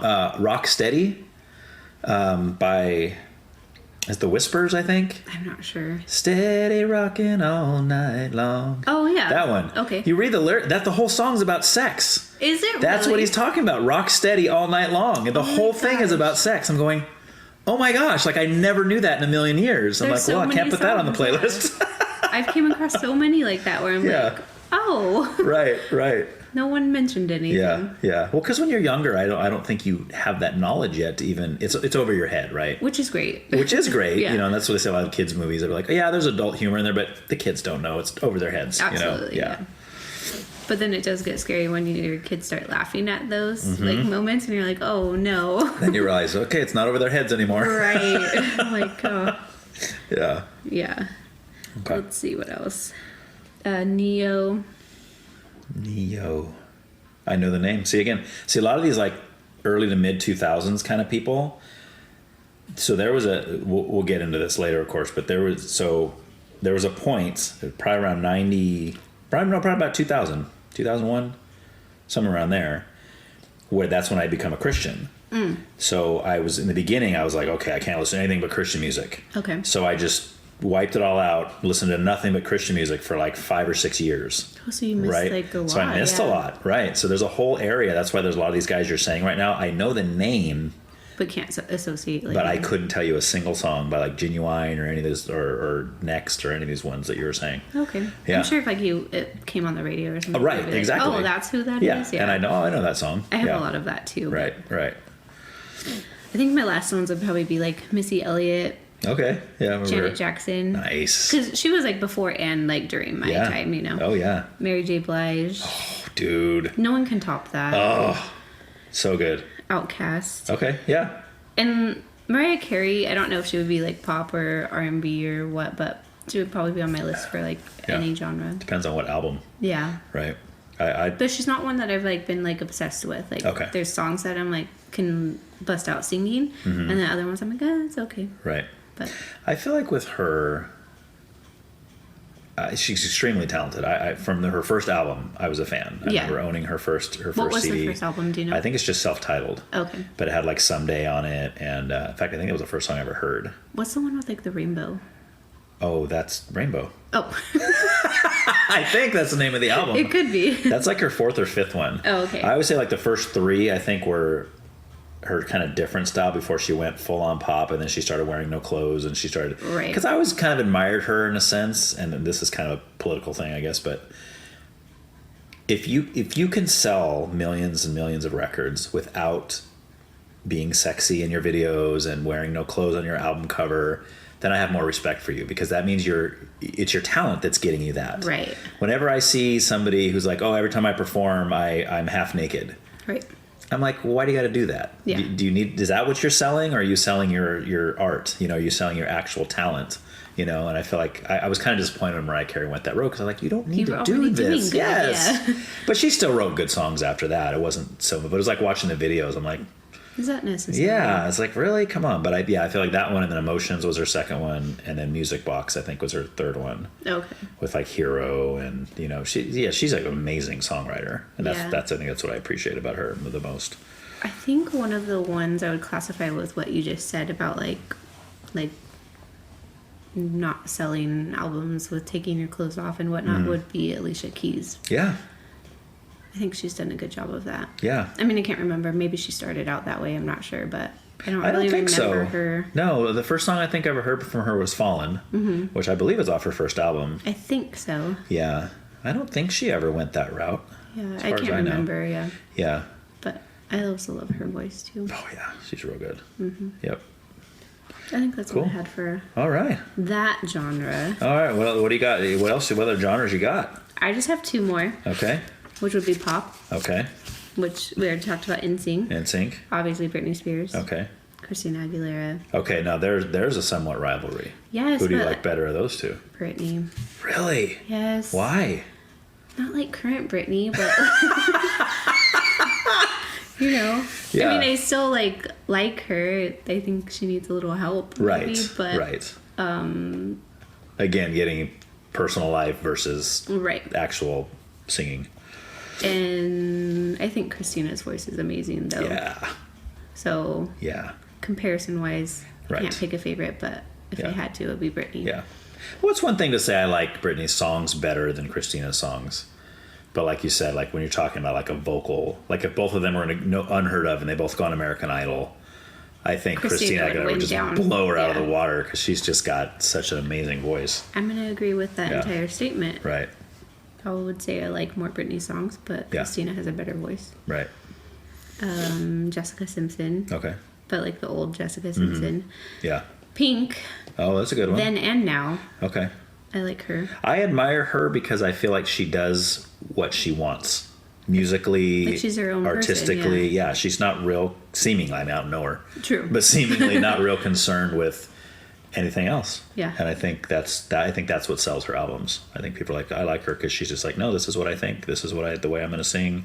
She doesn't really care. Yeah. If I want to change up my style in the next album, that's what I'm going to do. I don't care if you like it or not. You know? Right. I can appreciate that, though. Right. Like, exactly. You do you. Exactly. Yeah. She lives in like San Ynez, too. Does she really? Yeah. Oh, I already met her one time. Oh, funny. Yeah. How did you meet her? He was like doing like road construction at the time or something. Okay. And he was like, she asked him for directions and he was like all excited. He's like, I met Pink. I'm like, what did he say? And he's like, I told her where to go. Oh, that's great, honey. Which she probably appreciated. Yeah. I mean, I would think. I would right? imagine. He said she was really nice. Yeah. But... yeah. But he knew who she was right away. Oh, yeah. Okay. But yeah, they live like right in San Ynez. Interesting. Yeah. They have like their own vineyard and stuff. Okay. And I'm sure like a motocross like thing because her husband's like huge on that. But okay, is he a famous person or just? Yeah, he's a famous like motocross. Okay. Dirt bike maybe. Okay. I don't know. I'm not familiar with that kind of stuff. Yeah, I'm not either. I probably wouldn't even know his name if I heard it. It's Carey Hart. Yeah, I don't know it. No. You're right. How funny, because if Pink was her actual name and she was to take his last name, she'd be Pink Hart. Oh, how cute, though. That would be pretty cool. That would be really cute. I think I would do it if I was her. I would change my name legally to Pink. I would, yeah. yes. And then I would take his last name, yeah. Maybe she hasn't thought of that. Maybe we should tell her. Maybe she'll hear this. You know, I'm sure I have all kinds of famous people listening to this all the time, I'm sure. You know, we could tag her. We could, yeah. Oh, man. That's funny. And then also with NSYNC tied, Justin Timberlake's top pop. But if you had to pick NSYNC or Timberlake's solo stuff, can't do it. You can't even do it. No, okay. It's equal. So he was your favorite member then, obviously. Oh yeah. Okay, the hands down. Yeah, like his poster was above my bed. Okay. And Britney though. So. And Britney. Okay. All right. So do you kind of just part of you wish they were still a couple? Would that have been ultimate for you? I don't know. Maybe she'd be a little more sane today if she would have stayed, or if he would have stayed with her, I guess. Darn it, Justin. I know, because the story I heard is that he broke it off with her. Yeah. But who knows the I real did story. buy her book, but I haven't read it yet. Okay. But I hear there's some pretty good gossip in there about that. So. Right. What was that big headline? Everybody's, Britney got an abortion when she was with Justin Timberlake. Or he told her to get an abortion, or I forgot exactly how it was worded. I think it made him look bad. That, yeah. Yeah. But I have mixed feelings about that too. Right. So. Well, plus, I mean, you're getting one side of a story. Right. Until Justin Timberlake writes his biography, and he's like, actually, she's lying. Right. Also true. And yeah. Is it possible? I guess this would be more in the politics topics, but is it possible that anyone could force you to do that? True. You know. Well, I would say no, especially because what I do see a lot in the country with abortion is if a woman wants to get an abortion, she can get one. It doesn't. The dad, even if the dad's pleading with her, please don't, please don't, please don't. It's my baby too. Don't. Can they even fight that in court? I think some have tried. Yeah. I've seen lots of videos of men just weeping outside of the clinic, following her in, trying to tell her, look, you can have nothing to do with the baby. Just give birth, give me the baby. I'll leave your life. I will never talk to you ever again. Right. I'll never ask you for anything. Just don't kill my baby. And they do it anyway. And I don't think there's much that can be done because I think most of the rights in that situation belong to the woman. So, I couldn't even imagine being in that. I'd probably kill myself if something like that happened to me. I think you should take a note on that because we could revisit that topic. Okay. Yeah, let's do it. That's a good one. Because I have some notes on that part too. Oh, good. Yeah. Okay. Let's see. Hang on. Before we leave Justin Timberlake. Oh, yeah, sorry. So I don't know a whole lot about his... I know some of his solo songs. I know more NSYNC songs because that was kind of when I was in all that. I loved the Celebrity album. Oh, yeah. I think that's their best album. I think their first album's my favorite. Oh, really? Yeah. Okay. When they're all young and yeah. I don't know what it is, but I think it was just kind of the dancey songs that were on Celebrity that I liked the most. But what I like about Justin Timberlake is he's funny. You ever watch his SNL skits and stuff? Or the Jimmy Fallon stuff. Yeah, exactly. Yeah. The stuff he's done with Jimmy Fallon. Yeah. It's hilarious. It's so funny. He's so funny, man. Yeah. There was one SNL skit I just saw a couple weeks. I don't know how old it is. It's probably pretty old. But I just saw it a couple weeks ago, and I'd never seen it before. But it was all these Irish peasants. Mm-hmm. Have you seen this one? I don't remember. And they're kind of talking about, I think my great grandson will be this or whatever. And he's talking about Justin Timberlake. Well, he's going to be a pop star, and he's yeah. Oh man, it was so funny. There's so many funny ones to watch. Yeah. I actually went to his concert like maybe 6 years ago when he did his like last big tour, and I touched his hand. You did? I did. And have you washed it since? I did. Okay, Yeah. that's good. But like we did exchange like sweat, so You did, yeah. I mean, did he make eye contact when he touched your hand? he sure did. He did? Yeah, because we even had signs too. Okay. So, because like his big thing was like he would take your phone and like take a selfie with you, you know? Yeah, which is awesome. So we tried coming up with like the biggest, like most creative signs, like to get him, and like he read our signs, never got the selfie, but he did touch my hand, so I'll take that as a win. Did it like brush your hand, or did you like actually shake his hand? It was like this. Okay. So Like a not high like a five kind of clasp. thing almost? No, it lasted a little bit. Oh, it did? Okay. But yeah. Wow. My boss at the time, both our birthdays are in December, so Okay. she was like, "Happy birthday, Merry Christmas!" Like, I was like, "This is like happy birthday for the rest of my life. What are you talking about?" Right. But we got like front row like tickets. Dang. And, yeah, it was like such a fun time. Where was that at? San Francisco. Okay. No, Oakland. Ooh. I think we stayed in San Francisco and Okay. it was in Oakland, but Okay. yeah. That's So awesome. cool. Yeah. That's such a cool memory. It was like a VIP thing where you got to go. Yeah. It was cool. That's awesome. Mhm. And now you're like, I'll never forget that. Never forget that. By far my favorite concert in my entire life. Nothing will ever be. Is it because of the hand touch? Or just was the concert? Even without the hand Okay. touch, I would have. He just puts on a really good show. Oh, yeah. Yeah. For sure. Okay. I think you could sit in the like way high seats and think the same, but Right. that experience itself was pretty cool. Okay. Yeah. He's awesome. Yeah.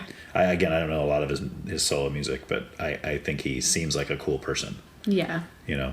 I mean, it's hard to judge It celebrities, is. but It is hard because you on the don't outside, know. he looks really cool. Yeah, yeah. Because some guys, you're like, oh, he's just such a nice guy. He's got a great family and all this, and you think, what a wonderful guy. And then years later, like he's a wife beater, Right. Or he's Yeah. he's molesting his children or all kinds of crazy stuff. I was like, dude, what? Not expecting that. Yeah.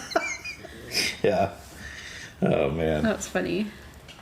Oh, one I forgot that would be the top for like 90s, 2000s would be Spice Girls. Okay. Yeah. Okay. Like everything about them. Okay. I went to their concert as an adult too. You did? Well, young adult, but Okay. in Chicago. Ooh. Yeah. That's how were you obsessed packing? we were. Did you come strapped? No. No, I did okay. fall on black ice though. Ooh. Walking? Getting out of the car. Oof. Yeah. It was fine. My Yeah. friends all laughed. It was No broken bones or nothing? no broken bones. Okay. But it was my first black ice experience. Okay. Yeah. Nice. Yeah. Most people's first black ice experience is like driving. I couldn't imagine. Yeah. This is why I could never live in that kind of like I would never drive. Did you grow up in this area? Yeah. Yeah. See, that's the bummer about people like us. It's like you go anywhere else and it's just like, how do people live here? Right.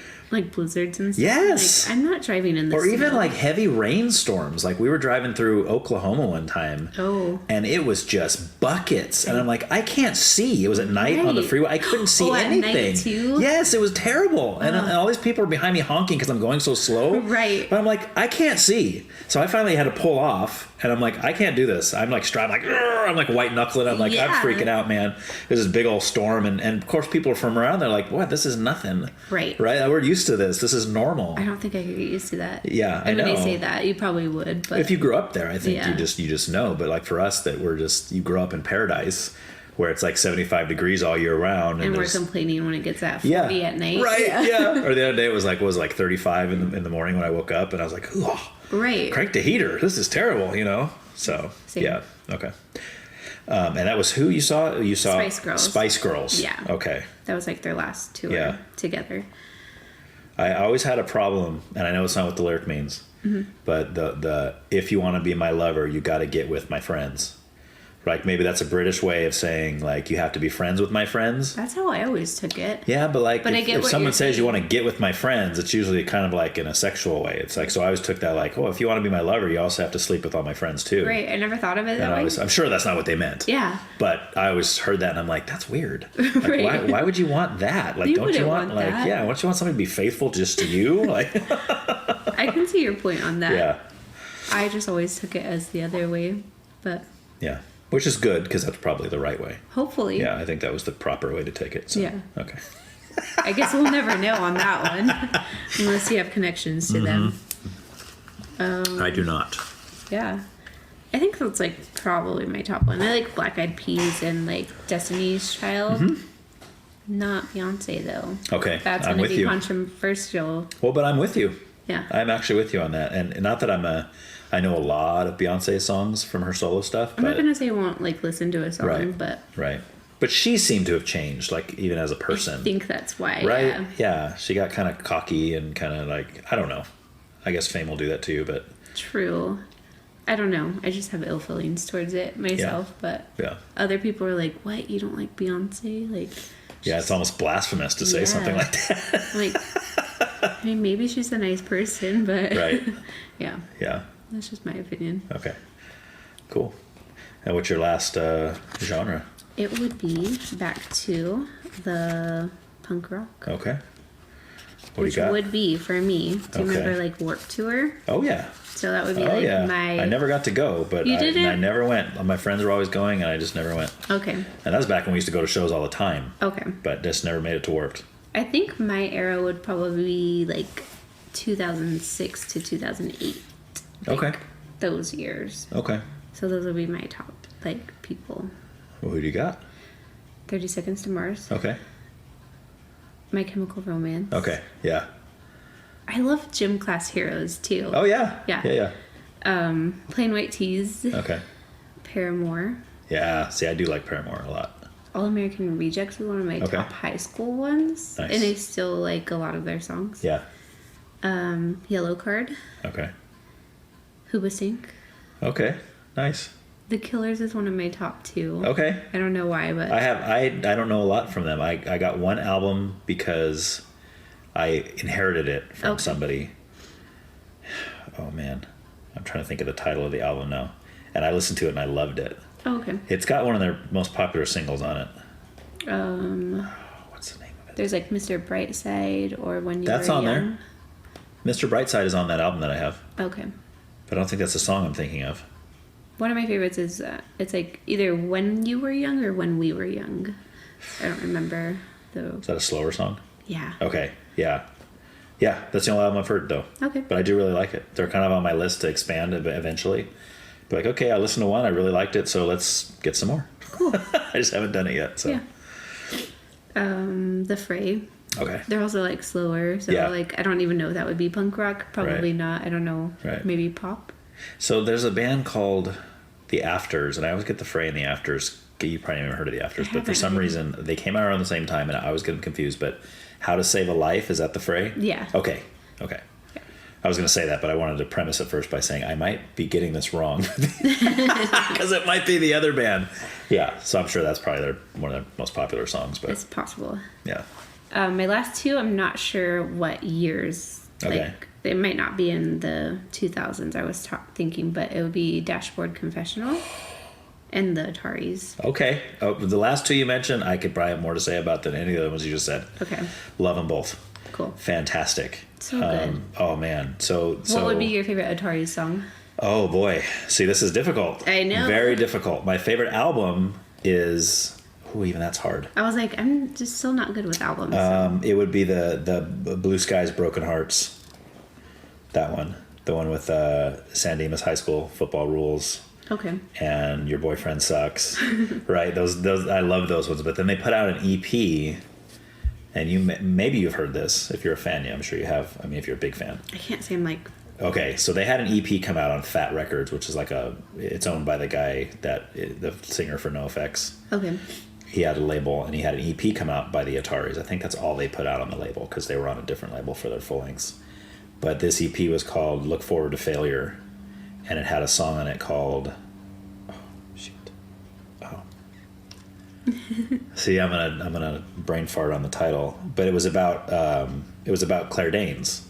Oh. My So-Called Life. That's what it's called. Okay. The song's called My So-Called Life, and it's like every time I saw you on My So-Called Life, I've been writing you these letters asking you to be my wife. Like, and the whole song's about him like having this obsession with Claire Danes, and then she eventually calls the cops on him. And he's in jail, and he's like, "I'm writing you these letters from my lonely little cell." You know, just, I don't think I've heard that. Yeah, one. most people haven't, because I think that's the only place that song is on. But on that EP is also like San Dimas High School's on there. So some of the songs they had on their other albums is also on that EP. Okay. But that song, I think that's the only place you can get it. Okay. But I love the later stuff. So Long Astoria is great. I would say probably I know more of the later stuff. Yeah, probably the later stuff. I love their ability to make me feel like a kid. Like their songs are so nostalgic. I agree. In a way, right? Like it's like they can be writing about their own personal experiences as a kid or as a teenager. And you're like, I relate. Yeah, but even when I don't, like I don't really relate to what he's talking about per se, but something about the way the song is being said hits me that way. I've asked people about, I'm so glad you touched that topic, because there's certain songs that I like absolutely love and feel like I would say maybe connected to, if that's the right word, but I don't relate to at all. Okay. I'm like, does that ever happen to you where you just feel connection like on this song, but like nothing they're talking about is like part of your life? Isn't like, that weird? It's so weird, but no one is like, everyone thinks I'm crazy when I say that, so I'm so glad you said that. Well, then we're both crazy. Okay, good. Which is cool. At least there's two of us. We can be crazy together. There we go. But yeah, it's almost like this sound is what's connecting to you, not the lyrics so much. It's probably true. Yeah. Yeah. Awesome. It's crazy. But yeah, did you ever see the Ataris live? No. Oh, I did. I got to see them once. Okay. They played here in town. Recently? No, this was years ago. Oh, okay. This was before, like, this is probably 2000. Okay. 2001 maybe. I don't know if you remember on Broadway. I think it was most recently called the Maverick Saloon. But before that, it's been a bunch of things. It's not there anymore. Right now, yeah, I think it was like a seafood place for a while, and then it was this revolving door of all these different things. Yeah. But then it used to be called D Club or De Club, I guess. I don't know how to say it, but it was like D in parentheses and then club. Huh. And they used to have shows there. Like there was one night a week that they would have like punk shows there.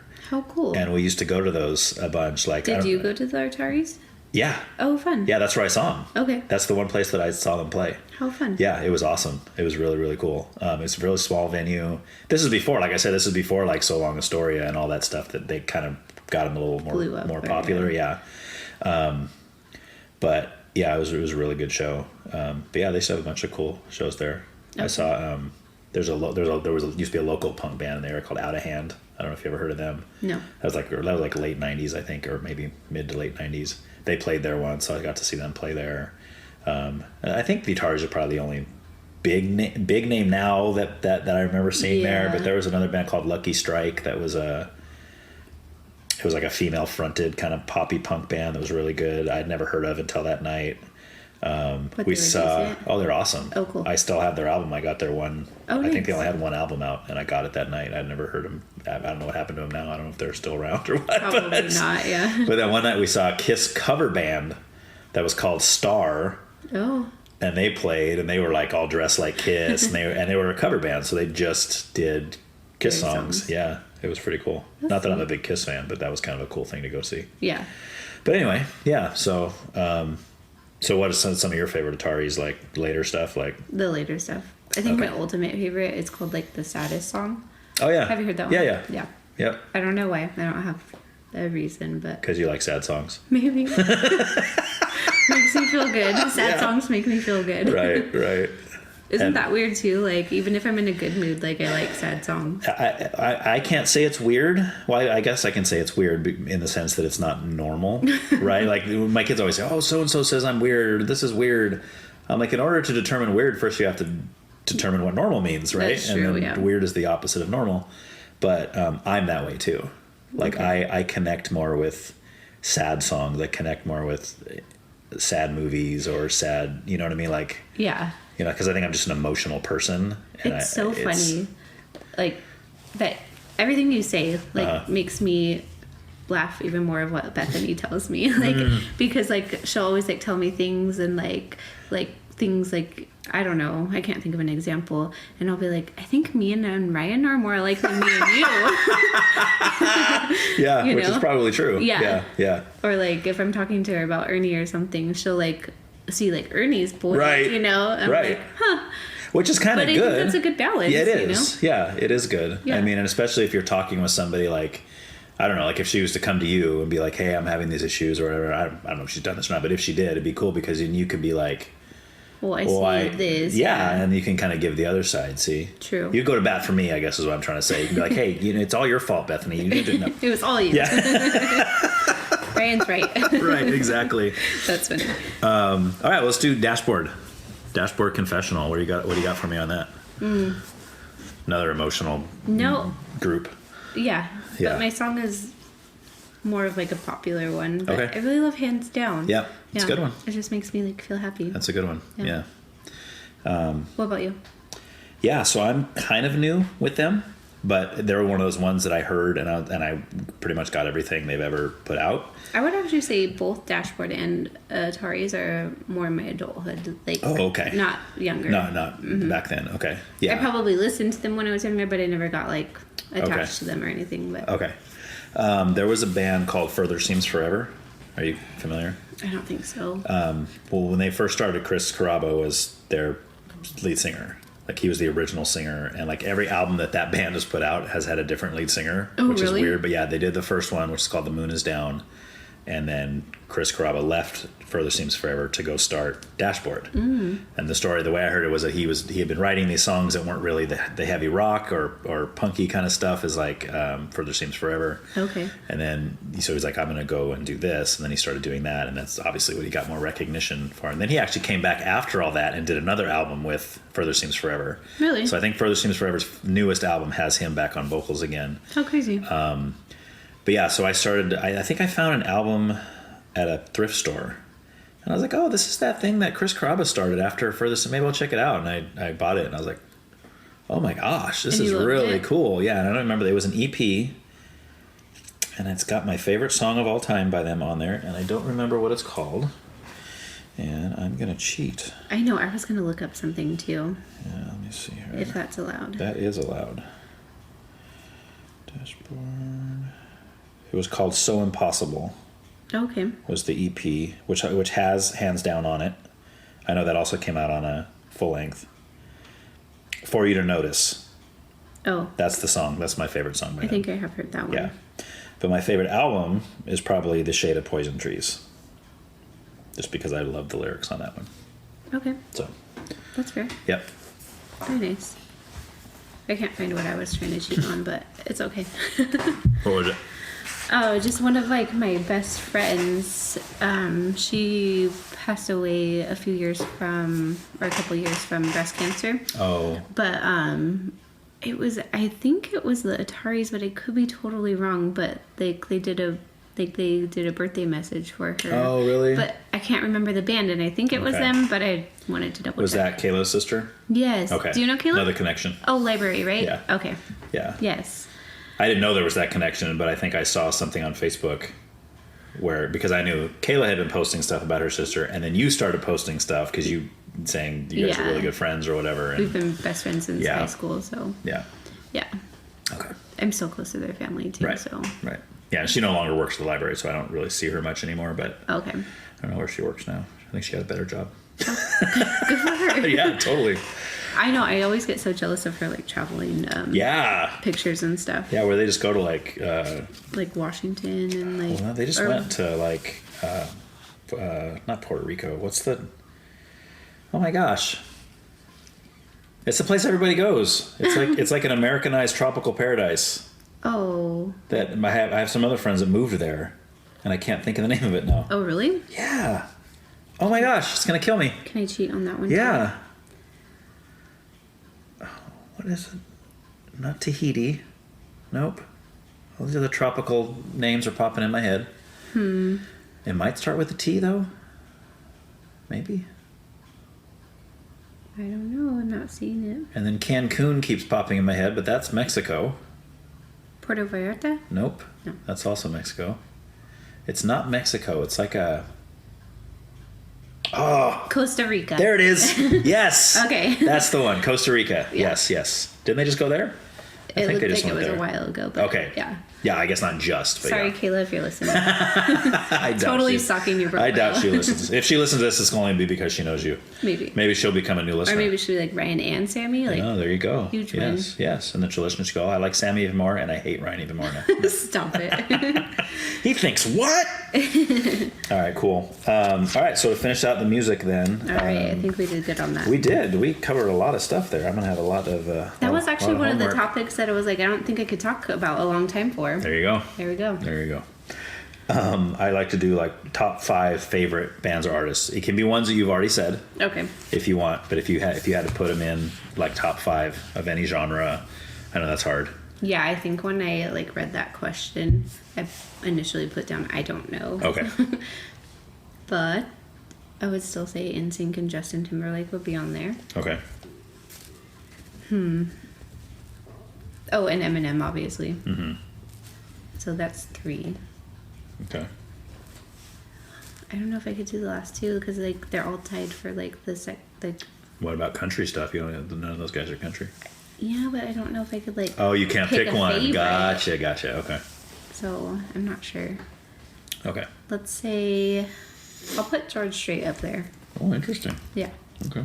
And I think that's the one we least talked about. Yeah, I don't even know if we talked about him at all. I don't think we did. You might have mentioned him when I was asking you 90s. I think I did, country but we singers. just didn't get into it. Okay. And I can't pick the last one. Okay. Are you able to give me 2 or 3 favorite songs from each of those 4? Off the top of your head? No. No. That's too hard. That's I'll put Britney on there too. Okay. Old Britney, in quotes. Yeah. What I usually do end up doing anyway is after the fact, once I listen through and I write down some of these names and stuff, I will send you an email or a text or something and say, hey, can you help me fill in these? Because I do a playlist for every episode. Oh, okay. And it's actually on the Oh, I can help you with on the playlists. thing. Yeah. So it's going to have time to research it, look it up, and get, because a lot of people are terrible with song titles and album names. Especially and all on that the stuff. spot too, yeah. Right. Yeah, exactly. It's kind of like, wait, oh, what? You know? But. Oh, that's cool. I like that.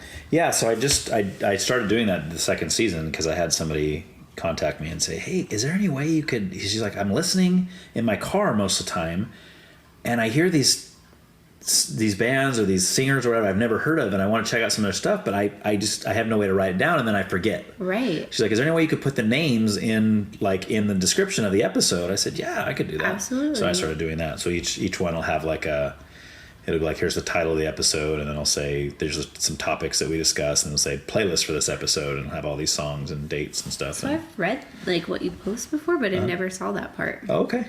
So okay. Great paying attention over here. Well, and it depends on what. Well, it won't be in the post. You'd have to, like the Facebook post. Oh, okay, that's why then. It would be on the actual, like if you went to your iTunes or Podcast, yeah, and then you'd see it in there and it would show. That makes more sense. Yep. Okay. All right, politics. Let's jump in. Good stuff. Tough one. Dicey. Yeah. You're going to have to lead on this one. I'll follow. Okay. Well, I just usually, it can go, there's kind of 2 ways we can go with it. Okay. Or we can go both ways with it. Either. But it just depends on kind of who I'm talking to. So, I mean, do you consider yourself to be political? Do you follow politics? Do you think about that kind of stuff ever? Or is it more like I would only... say right in the middle. Like, I'm not passionate about it. Okay. And then, like, sometimes I care. Okay. So maybe more on the, like, sometimes I care. Okay. Yeah. Okay. Do you follow things like government stuff? Do you follow elections? Do you follow... Not typically, no. Okay. I probably should. Right. I think everyone should. Yeah. But... Well, assuming we can actually know anything. Right. Also true. Even people that follow, it's like, yeah, but are you really getting the full story? I mean... I know. I think that's why, like, I just don't get interested because, like, yeah. how do we know what's real or not? You know? Right. So that's hard for me. Mm-hmm. Yeah. Do you kind of see a difference like with right, left, conservative, liberal kind of thing? Do you feel like you fall on one side of that fence more than the other? Ooh, I really on this one think that I fall in between. Okay. Interesting. Yeah. Never had anybody say that before. I know. It's so weird. I think it's just because like I'm like I see sides on both sides, like, or I see points that are valid on both sides. Mm-hmm. I was obviously like raised in a family that's more on one side than the other. Okay. Which side would that be? More conservative or more liberal? Conservative. Okay. I was like, is that right or left, right? That's right. Okay. Yeah. That's how like my entire family is. Okay. So I guess some of that is going to eventually rub off on a person. Sure. You know? Sure. But then there's other things that I see on the left that I'm like, I agree with too. So it's really hard for me like to... Yeah. That's why for voting even, like everyone is like, I can't believe you don't vote. Like I voted like one time before. Yeah. I have too. Okay. Only once. Really? Yeah. Just because I get so jaded by it. I don't know what I'm voting for. I don't feel comfortable voting for something I don't know. Exactly. Like, you know, so I just don't do it. Yeah. And people have a problem with that I know. when I tell them. They think it's like, oh, it's un-American. Yes. It's your duty. You need to do your duty. I know. Yeah. Yeah. So, I mean, I get, like, I love that they feel that passionate about it. Mm-hmm. However, I don't feel comfortable myself voting for something that I don't have enough knowledge on. Right. Well, and if you're voting for like state president and you don't like either side. Right. Like at all. You're like, can I vote that we get new candidates? Like right, exactly. Yeah. Right. And that's a lot of people be like, well, you just got to vote for the lesser of two evils. No, I don't. Right. I can if just I don't not agree vote with either one, why am I going to vote for either one? Yeah. Right. Exactly. So that's my standpoint on the big voting and political. Yeah, that should be on the ballot too. Mm-hmm. It'd be like, vote for this guy for president or this guy for president, or vote to like have some different candidates. Right. Maybe somebody in their, I don't know, 40s or 50s, maybe somebody who is a little smarter, right. You know, somebody who's got a little more background as being a good person other than you've been in the government. Right. Right. Like, let's get rid of the government. And just like the whole process of like getting to the top candidates, you know, it's like all about money and, you know, like not actually what you will do. Right. So I don't know. Yeah. Which goes down to even like the high school level, the junior high level, like class president and popularity, which really shouldn't matter. Right. Oh, this person has more friends, therefore they're better. Good grammar, Ryan. They're better to do the job. No, not necessarily, right? And it's the same thing. Whoever has the most money is most qualified to run the country? Right. No, I don't think so. Not at all, yeah. But I think that's why somebody like Donald Trump, even though he's got all his issues, I think when he first came on the scene in 2016 running, people were like, oh, he's not government. Right. Never done that before. More business. He's got his own money. True. Never done that before, right? So I think that part was appealing to people. Like a seller to people. Yeah, exactly. Because they're like, we've already done all this other stuff. True. We've already done the Hillary Clintons. We've already done the Barack Obamas. We've already done all of this before, you know? So let's give that a shot. And then that did what that did. And now our country seems to be more divided than it ever has been. Right. Not that I necessarily put that on his shoulders, but... it definitely, that period of time divided people more, I would say. Yeah. Or agree with, yeah. Right. But I also wasn't very involved in the earlier years of politics, so like maybe when it was other people, it was that divided too. I don't know. Yeah, I don't think so. No. I wasn't really involved either too much, but I don't know. I think our country's more divided now than it's ever been along those kind of lines. Yeah, I also kind of like blame like social media and all that kind of stuff too. So right. Yeah. Makes it. Well, I almost blame the people that are going to social media and taking everything they're seeing there as solid truth and facts. Yes. And just running with it. There's so many times where people are like, did you see this? Like, or send me a post. And I'm like, did you see who created that post? Like, right. Right. Do some homework, right? Yeah, exactly. Because, like, I'm not going to believe something that, like, I don't know. Right. So I don't know if I even, like, will believe something that, like, a valid source, like, will say, you know? Yeah. So. Yeah. Because you can never know 100% unless you know firsthand. Yeah. Right? It's the same with anything. It's the same with a criminal trial or, oh, we know that guy did it. Right. No, you don't. You're pretty sure he did based on what you're seeing, but honestly, the only people that know he did it is the people that were there when he did it or supposedly did it, right? That's why I also don't think I would ever make a good juror. Like, yeah, right. I would be like, I don't know. That's true. And you would be like, see, it's good in a sense, like you were saying, you're able to sympathize with both sides. Right. But you're right. That might make for a bad juror because, like, no, we need you to make a decision. Correct. Like, I can't. I can't make a decision of where I want to go to eat dinner. Like, how am I going to say, like, yes, he created or he did the murder? Like, no. Right. Exactly. So indecisiveness is a terrible trait. But I have that one too. I own that. It drives Bethany nuts. Can you just pick something? I said, babe, I don't care. Whatever you want to do is fine. I'm totally open for anything. No, I want you to pick something. Does it ever happen? Does it ever happen like when she'll pick something, you're like, oh. Probably. I'm sure it has happened, but I think. But then you can't admit it. Right. Like, well, I did say. I did say anything. Yeah. I think most of the time, though, I'm serious when I say that. Like, honestly, we're trying to choose a restaurant. Right. It's like, do we want Mexican or Italian? Okay, that's my two favorite kinds of food. So it's like, or do we want Chinese? Okay, I love Chinese too. Or do we want burgers and fries? Hey, I love that too. Like, I'm just not picky with certain things. So it's like, really, I just love food. Right? Just there's so many awesome different kinds of food. Let's just go get one of them, you know? I'm hungry now. Yeah, see? I'm always hungry. That's funny. So if what the polls are showing right now continue from now until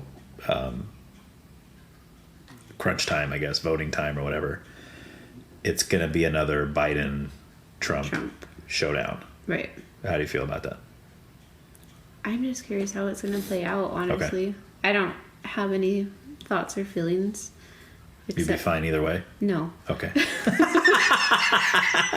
So I guess I have some thoughts and feelings, but I mean, like, I think it would go back to, like, can we find new candidates? Like, the benefit, I feel, is, like, presidents aren't, like, the only ones that run countries. Right. So it's not like they can make, like, these huge decisions and, like, it has to go through a whole process of people voting on it. Or, like, what is that? Like, the people that they get the okay from. See, this is how well I know politics. Oh, I don't know either. Not, like, parliament, but, like, the House or whatever. Yeah, something. Congress? Yeah, maybe. Yeah. Sure. That's what we'll say. Yeah. We'll sound smart by saying cool. that. Yeah. I'll go with it. Yeah. And then other people are going to listen and be like, oh my gosh, these two. Why does this guy have a podcast? He doesn't know what he's talking about. Probably good they don't vote. Yeah. So, okay. I mean, that would be the benefit, but just, I don't have an answer. Okay. So you don't have at all a preference between the two? Or you think they're both equally terrible? Or you think one's worse than the other? I think one's worse than the other, but I don't want to speak on that. Just because of listeners and everything. Okay. But, that's fine. Yeah. That's fine. How about you? Do you have any feelings? I do. Yes. I don't like, and this is not new for my listeners. They know this about me. I don't like either one of them. Right. I'm not a big fan of either one of them. I as far as policy, see, I vote policy. I don't vote personality. I've had a lot of people on here that kind of do that. The personality of the person, the character of the person is a big deal. And this goes back into what we were talking about can I watch a movie that has an actor that has a different viewpoint or a different thing, a different personality that I don't like, right? Or listen to a musician who, you know, so that's the way I vote. So I would if those are my two choices, I'm with you. I want new candidates, but if those are my two choices, I would definitely take Trump over Biden in a heartbeat. I don't like Trump as a person. I think he's a jerk. I think he's mean. I think hate the way he talks. Yeah, right. I mean, he says stupid things all the time. But I also look at the 4 years he was in office versus the almost 4 years that Biden's been in office. Do I think Biden's a nicer guy? Seems to be. Yeah. But that doesn't affect my life. What affects my life is what he's doing to the country. That's what I'm concerned about. What kind of world are my kids going to grow up in based on the kind of policies that are being put into place? You know, all the things like the border and the you know, the Supreme Court justices and all this stuff that comes into play. Because I'm with you. I don't think the president, I mean, he's kind of just the face. Right. I mean, is he really the one that's pulling all the strings? No, he's not. Influencing, maybe. Yeah. But yeah, and he does have to be the final signing things and all that, of course. But so I think he does have some pull. But to think that it's like a monarchy where whoever you elect as the person is going to change everything around. No, it's just not going to happen. I was trying to think of that word too. Oh, okay. Yeah. So I would definitely go that route, but it's not because I'm like a you know, hardcore. Yeah, because I've met people like that too. That actually they almost like they don't see anything wrong with Trump. Like, no, everything he said is awesome. He's never said anything wrong ever. I was like, are you okay? Have you watched it? Yes. Are you listening? Like, Yeah. are you that blinded by, I don't know, what do you even call that? It's almost like a worship, right? Yeah. I don't know. It's crazy. But I think that's why I have a problem with politics is because like people take it too extreme and like they don't have an open mind about it. Right. Maybe. Right, and they vote along party lines, Yeah. which I also don't agree with. Same. Because I've said before, I mean, I definitely lean right when it comes to most issues, and my brain just kind of thinks that way. But if the left-leaning Democratic candidate had more good things to say than the Republican, I would vote the Democrat. Right. Or I know people that would say, no, I only vote Republican. Yeah. And I say, well, then you shouldn't be allowed to vote. Right. You know what I mean? Yeah. Because that's just... So maybe we're just thinking too much into it and we should vote. I don't know. Right. I'm still going to say no. Yeah. It's difficult. But I mean, I had somebody on here a while ago that I keep bringing this up because it really did kind of blow my mind. Because it's such a simple thing that I never really thought about before, is that why are these our candidates when we have, I mean, in America right now, there are so many brilliant people. Right. So many brilliant people, young, brilliant people. You only have to be 35 to run for president. Why do we keep getting these geriatric old doofuses in there as our choices? Why? Yeah. Well, because they've been growing up in the government. They've been building up in the government. For it, yeah, with the exception of Trump. But I mean, everyone else has been a mayor, then a congressman, then a senator, then whatever, and then they work their way up. Oh, now I'm going to run for president, and they're just these lifetime government hacks. Right. I don't want that anymore. Why can't we just go online and find some guy who's like giving speeches or something, and he's like, listen to this guy. This guy's really smart. Yeah. And he's got a lot of really good ideas for our economy and for our structure of our government and all this. Let's get him in there. I agree.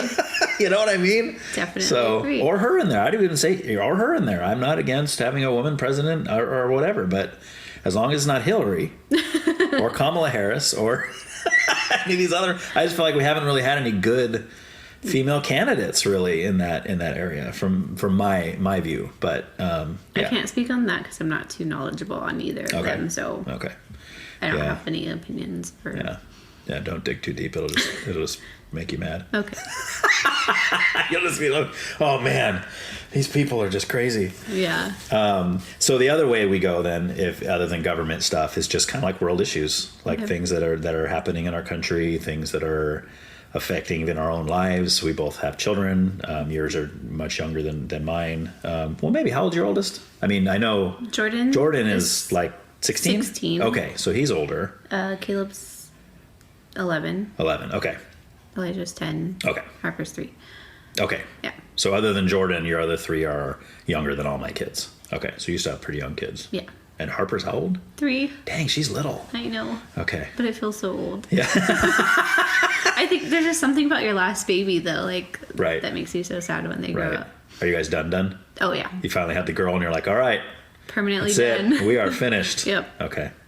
Yeah. See, we've been done for years too, but neither of us have actually gotten it done. Yeah. Right? So it's kind of scary. A little bit. It is, because I think to myself, what if like she got pregnant tomorrow or something? That would be like terrifying. Ooh. You would really have to start all over. Right. Yeah. We would, totally. I mean, especially because our oldest is probably going to be a mom in the next couple of years here. Oh, crazy. So, I mean, we're going to be grandparents anytime soon, so. Yeah. Just nuts to think about, but. I mean, it's happened before, but. Right. Yeah, exactly. Like my grandma and her mom had kids at the same time. Oh, really? Yeah. Okay. So it could happen. Okay. And you're an only child. Yes. I forgot to mention that in the beginning, because yes. I think maybe that's why we connect too. Maybe it could be, but your Facebook posts always crack me up. Oh, your like siblings day, yeah. You're like, my favorite sibling is me. Yeah, there's all these pictures of yourself. You gotta find humor in it. Yeah. I think it's awesome. I did find out like later in life that I do have a half brother. Oh, okay. Met him one time, but never had a relationship after. Mom's side or dad's side? Dad's side. Okay. Yeah, but yeah, I don't. Interesting. Like, not that I like try to not be connected to him, but it just like never happened. Okay. Have you met him? One time. Okay. I think when I was like 20, in my younger 20s. Oh, okay. Yeah. Okay. But does he live far away? I have no idea. Oh, okay. Yeah. I'm not sure. Interesting. Very interesting. Okay. Yeah. So what kind of stuff in that area, like life issues, like do you see Is there anything that you feel like could be done differently, things you don't like? Everything. Well, there's optimism. Just kidding. Is there anything you don't like? I don't Everything. know can I have some examples? Oh, shoot. Are your kids public schooled? Yes. Okay. Do you see any issues in the public school system that you... Always, yeah. Okay. Is there any specific struggles you guys are having with that, or? I think like with public schools, I think the thing that irritates me the most is they push kids through. Like when they're on the cusp or like not or struggling, you know. They're like, well, he did okay enough. Like let's move him on. Like when you think they should spend some more time, right, or get more help. Like okay. Like one of mine, I've asked for help multiple times. They're like, well, he's still like passing, but like it's like barely, and like standards are like nearly met on all the like testing and everything. Right. And there's just like not a lot of like extra help or like concern. Yeah. Yeah. So you think that they should maybe hold him back a year kind of thing, or? I don't, or maybe have some, because that would be embarrassing. Like, right. You know, like right. he's in 6th grade now, so that would his little brother's in 5th grade, so you get held back and you have to stay with your little brother. It's the like, same grade, plus all your friends move on to junior high. Right. Yeah. So, but I mean, this has been an issue since kindergarten. But okay. I just think they should have more like programs like to help them with extra, like tutoring and that kind of stuff. Okay. We did like sign him up for like a private tutoring thing that we pay like $300 a month for. Dang. I know. And how many? What is that? Once a week? How often is that? Yeah, once a week.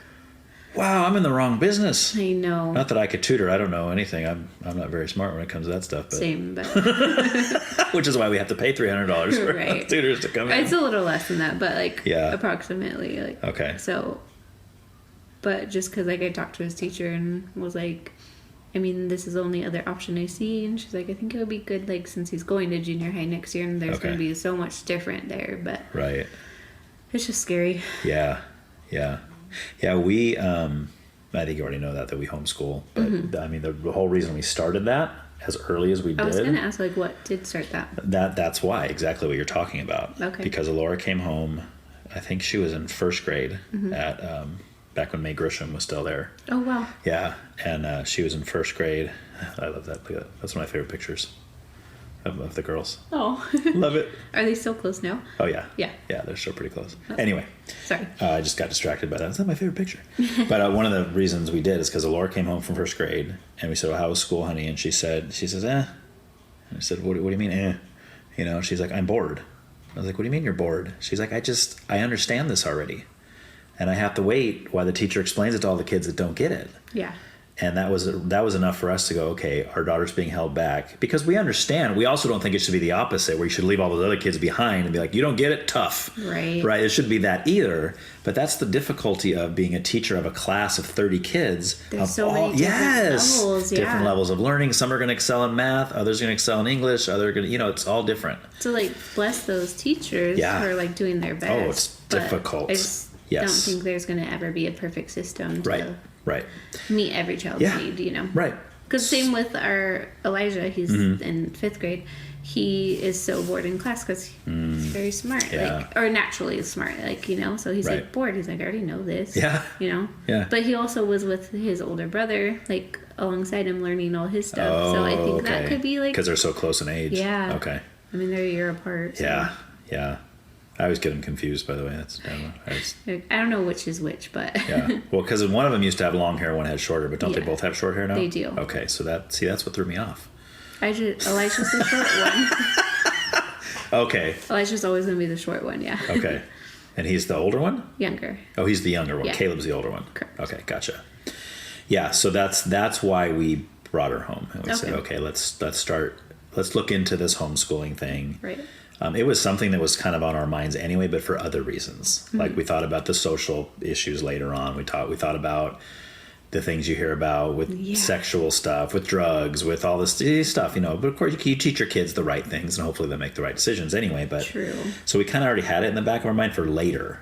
Okay. But then when she said that, I was like, okay, maybe we should look into this now, because I don't want her to be held back. If she's trying to excel intellectually, then she should be able to do so. Absolutely. So we still went through the public system, And we were still like independent study. Yeah, pretty much. Yeah, we'd meet with the teacher once a week, and she'd review all the work that we did. And the thing that blew our minds the first couple weeks was they give us all the work. Mm-hmm. This is all the work that they would be doing in class. They'd tell us right in this 6-hour school day. Right. She'd be done with it in an hour. Yeah. I'm like, what are you guys doing the other 5 hours? Oh my gosh. I mean, I understand there's recess and there's lunchtime and all this, but 5 hours? That's crazy. By that level, you figure like if we were to have her do school, in theory, for the whole 6 hours, like from homeschooling, she could be doing the work 5 times as fast. Right. Which means she'd be like in college when she's 11, right. Or something, Absolutely. It's just crazy. So we started doing it that for that reason. But yeah. Okay. I mean, I agree with like the other reason you had too. Okay. Like, there's some things like where like the boys will walk in on like a movie we're watching or something and like laugh at something. Like, how does he know that? Right. Why is he laughing? Not that it's like something like terribly bad, but still like for his age, I don't think it's appropriate. I'm like, you think that's where he's getting it? Oh, absolutely. School. It's not from us. Right. Right. And then like the whole like Santa Claus like thing, like, that finally came about this year. Okay. I was like, well, because the oldest was like telling me that he was afraid to tell me because he like knew I was excited about it. So I was like, I don't want to hurt your feelings. Oh, how cute is that? It was adorable. So I was like, well, how long have you like known for? And he was like, I don't know, like a couple years. I'm like, what made you like question it, Yeah. And he was like, oh, just like kids at school and stuff. I'm like, oh. Right. And then he was like, same with like the tooth fairy. He's like, I even saw you one night under my pillow. And I was like, why didn't you say anything? He's like, because I want that money. That's what he said. He's like, well, the free money was cool. Right, right. I mean, smart kid. Yes, yeah. So. Yeah, and it's sad in a sense. And I think that's something that we've lost because I think it's because of media and it's because of music and movies that kids they're almost losing their innocence. I don't mean like their virginity. I just mean like their innocence. Like, I agree. Right? The things that they mentally shouldn't be seeing or understanding is getting younger and younger and younger to where things like Santa Claus is already spoiled earlier than normal. Or, it's just all this kind of stuff. It's sad, to me. Same. It's a bummer. Yeah, like when I was his age, I was still like playing outside, putting on concerts for imaginary people. Nice. And now they're all about like electronics and all that stuff. So it's just tough. Being a parent is tough. I know. Yeah. And school systems, like it's hard, I think, too, like with other kids and like learning things from other kids because every parent is different. Right. So they expose their kids to things at earlier ages than others would. Yeah. And then that rubs off on all the other kids. You know? Exactly. So. Yes. I think that's just a tough one. Yeah, but then like something like homeschooling isn't really, it's not doable for everybody, right? I know, I wouldn't be able to do it. In this dual income kind of society we live in. Yeah, like, I mean, how does one like live off of one income now? They don't. Yeah. I don't know anybody that does. I mean, maybe if you are a single doctor or something, or a lawyer or something. And you're still probably struggling a little bit. In California, for sure. Yeah. I mean, you could go to other states and probably make it work. But, but then you got to deal with all that weather like we were talking about earlier. I don't think I could. I think I'm just going to work. You're just kind of stuck, right? Yeah. Yeah. So, I mean, it's just a bummer. I think the idea of public school is it's a good idea, but I think concept, it's just become so scary in so many ways. And I think like all the bad things about it are out of like their control too. Mm-hmm. But I can't see like a way that could make it perfect. Right. Right. So. Yeah. Homeschooling would be great. Yeah. For those that can do it. Yeah. Right. Yeah. I agree. What other issues? Well, we talked about, you told me to write down abortion. Oh, yeah. You want to go that direction? Do you remember what we were talking about? Okay, well, first, I guess we could talk about how we feel about it. Yeah. Like, that's a tough one to talk about publicly. It is, but it's okay. I mean, it's fine. So, like everything else with politics, I think I have mixed feelings about it, too. So. Okay.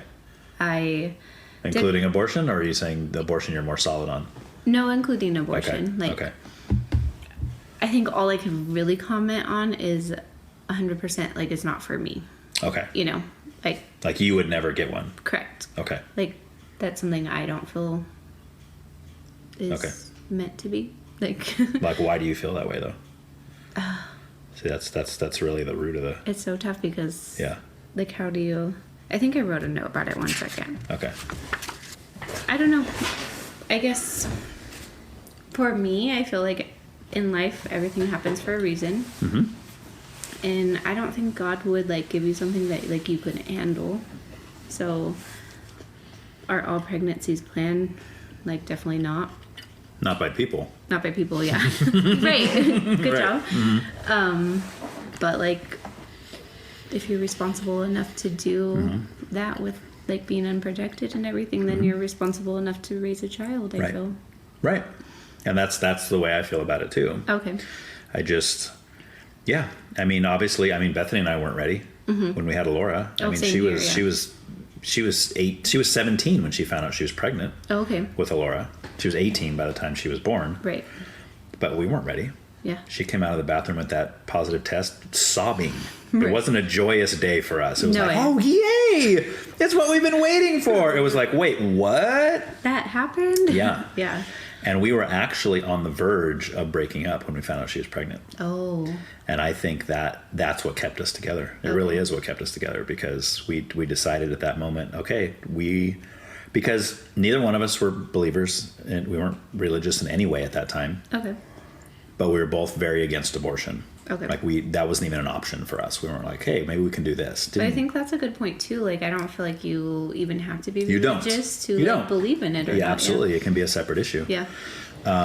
So since that wasn't an option for us, we realized, okay, we're going to be a part of each other's lives no matter what. For a long time. Yeah. Whether we choose to part ways and not be together anymore, we're still going to be co-raising this child together. Right. So maybe we should try to make it work. And that's kind of what we did. Yeah. And then here we are, years later. But yeah, so we were not ready. We weren't planning to have a child. There was probably a lot of struggles. There was a lot of struggles. Yeah, we lived with my parents probably the first 2-3 years of Alora's life. Yeah. Up until I think she got pregnant. Well, maybe. No, I think we were already out on our own. And shortly after that, she got pregnant with Aiden. Okay. Our second. And then, yeah. So you go back to what you were saying. You were saying that it's not a choice you would make for yourself. Correct. But I'm guessing that you're leading into, but you also don't think that other people shouldn't have the ability to make that choice for themselves? I think so. Okay. Like, it's not something I personally agree with, but I do feel like, like that's your body and your choice. I think that leads back into politics where I see both sides of everything, you know? Yeah. I don't... It's just hard for me because, like, I do feel like my body, my choice, but I also don't think it's, like, a form of birth control, like, Right. I know there's, like, certain situations that would make it very hard to continue with, like, the pregnancy, like rape victims or, or you were talking about, like, even being young parents, like, right. Like, that's your whole life, like, yeah. It's pretty gone after, like, a child, like, right. or you start a new life with a child. But even with young parents, I go back to if you were responsible enough to, like, make that choice, then... Right. Or play the game. Yeah. You play the game, you might get burned. Right. That's just the way it is. So I think that's just a tough one for me to answer. Okay. Like... Yeah. And that is what we were talking about was when you asked what we were talking about that got us to have me write down. I was talking about men who still wanted the baby. Oh, right. So that does kind of go back to the my body, my choice argument. Yes. Which I've brought up many times that I feel like in most of the hot topic issues that people argue back and forth about, a lot of it is like the wrong things are being said. And I'll use this as an example, is that people say, my body, my choice, right? Oh, I think I know where you're going. Okay. But most of the people that I meet personally, and just about everybody else I know on the pro-life side of this argument, would say, I agree with you. You should be able to do whatever you want with your body. Right. That's not our problem. Our problem is what you're doing with the body that's inside your body. That's a good point. You see what I'm saying? So yeah. so it's almost like a false argument when that already starts. Well, my body, my choice. Yeah, I agree. But that body inside your body didn't choose that. Like, right. Yeah. Right. And I understand that their point is the woman is the one who has to carry it for 9 months. She has to go to the doctor appointment. She has to do all the stuff. She has to do the labor, which isn't easy, right? Right. Not something I ever want to do. But it's still such a foreign concept to me that somehow means that the mother has the ability to kill it over the dad. Like, because you need both of them to make the baby. Yes, she needs to carry it. It goes to the Bill Burr thing. So there's this Bill, Bill Burr, the comedian. I think so. Yeah. He's like a stand-up comedian, I think, but he has a whole bit where he talks about the cake, and he says I build this cake. I mix flour and sugar, and I put all this in, and I put it in the oven. And it's going to bake for an hour and a half, and this person came by, and they took the cake out of the oven, they threw it across the floor, and just splattered everything everywhere. And he's like, "What are you doing? What did you do to my cake?" Right. And they said, "Well, it's not a cake yet." And he's like, "Yeah, but in an hour and a half it would be, right?" So it's this whole argument about like, of that whole concept of like, well, it's, you know what I mean? Like, it's just so that, but that gets into the whole like, when does life begin? True. Which I feel like, so that's what I want to do. I want to go back to when you were just talking about how you don't, it's not right for you. Right. And you probably say it never would be. Correct. Right. There's never a time in your life where you might be like, okay, maybe now's the right time for me to do this. You're like, never. Right. Even you get pregnant when you're 65, you'd be like, I'm having this baby. Right. So, but then you say the others should have that right. But what, in your opinion, what do you think they're doing when they have an abortion? What do you think is happening? Exactly what you said. Like, I mean, I don't know. That's so tough to answer. Like, yes, I personally think that they're taking that life, Okay. But like, I wouldn't go as. I don't know how to answer that. Mm-hmm. Like, 'cause I guess more what you would say. Okay. That's tough. You see life as forming. For me personally, how early? yes. Like Okay. right away. Like if Sperm to egg. Yeah. Okay. Well, I mean, the second I find out I'm pregnant, I'm like, there's a baby. Like, Okay. I'm not like, oh, we have 8 weeks, like, to decide, like, Right. But. Or how about those up to 9 months people? Those people are like, Can you believe that? I can't. No. Actually, no. Or even, I think there's like a state or something. Post-birth. 6 weeks or something. Post-birth? Mm-hmm. Yeah. There's been stories of that too. Oh my God. Well, No. Hello. I don't know. Like I said, I'm very firm on like my answer for myself, but I do feel like people should have the choice. Like, I'm not going to judge someone if they like told me, even if I don't agree with it. Mm-hmm. So. Right. Yeah. And I think for me, I think there's a lot of topics that I could kind of hold that stance on because it's not a big deal. Mm-hmm. But if my view is that you're literally murdering a baby or you're killing a baby, right, that's difficult for me just to say, on another episode I did a long time ago of this, I kind of brought up the point, like, to me, it's no different than saying that since the mom, let's say Bethany in this case, say Bethany carried my child, let's say Asher, who's now 13. She carried him for 9 months. She did all the stuff, she did all that. And she decided one day, you know what? I just don't want him in my life anymore. And she just pulls out a gun and just blows him away. Right. And then the court's basically saying, well, sorry, yeah, you're the dad, but you don't have any say. No, it's not murder. I mean, she just decided she didn't want the kid. To me, there's no difference between that and an abortion. So that's why I'm so passionate about it. People say, oh my gosh, there's a huge difference. What are you, crazy? You nuts? Hey, life is life. I mean, the only difference is that he got to have 13 years of it where the baby didn't get to have any. Yeah. Right? So, I mean, that's the difference. But I know, there's the whole clump of cells thing. Oh, it's just a clump of cells. It's just a potato. All these things. It's like, I think that science is continually proving otherwise. It's like, no, it's smaller, but it's a baby. Right? And that's when you get into the Bill Burr thing. Okay. So you're like, well, it's a cake. It's not a cake yet, but it will become one as long as you leave it alone to naturally do what it's going to do. Yeah. So, I mean, unless there's a complication, obviously there's stillborn, there's all kinds of problems that could happen, but that's just it. They're problems. Well, I also kind of have a problem, like, you've heard, like, where, like, a woman's pregnant and they find something, like, really wrong with the baby and they're like, I think you need to terminate. Yes. Like, I don't agree with that personally. Right. I don't because of not personal experience, but people I know that have had doctors tell them that. And then the baby comes out Totally fine. Yeah. Totally fine. But even if not, like, still, like, yeah, just finish your job. Like, I don't know. Yeah. Well, because I feel like in that sense, I'm playing God. Right. And I go back to something you said and if earlier. that was in that baby's cards, then it will happen at some point. But Yes. I'm not going to make that happen. Exactly. You know? Exactly. So that's how I feel on that kind of stuff. Yeah, God gave the life. God can take the life away. And that's true at any time. Yeah. He can take my life away tomorrow if he wants to. And that's okay. It was my time, right? Kind Correct. of thing. So. But kind of also not to change the subject, but before I forget. No, go for it. Going back to like the Britney Spears abortion thing. Yeah. I've had like heard it like multiple times like where like women will be like, "Oh, he made me get an abortion." Yes. But like I disagree with that. Like if I were to get pregnant and Ernie's like get an abortion or like we're done, I'm like, okay, bye. Like you know? Right. Which I think that's the choice I would make if I was a woman. And it's like, look, you're telling me to kill my baby or stay with you? Sorry. Yeah. I hope that both can be true, but you know, if I have to pick between them. But I'm just like, how does one force the other to do that? That's what I would agree with you on. You know, it's probably more likely that. Like convince you, maybe. Yes, right. Talk you into it. Maybe you were in the middle. You're on the fence about it. You're like, I don't know. And then the husband. I think or the it kind of boyfriend's turns into like they're on the fence and like not really sure. Right. Guy or husband is convincing you otherwise. Right. And then after the fact, you regret it.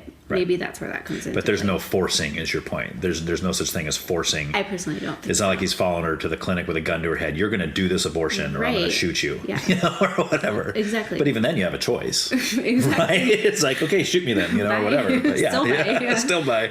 Yeah. So that's my thoughts on that part. Okay. Yeah. I think that's where I wanted to circle back earlier. Yeah. Yeah. Yeah, because that is what we were talking about was Justin Timberlake and all that. Yeah.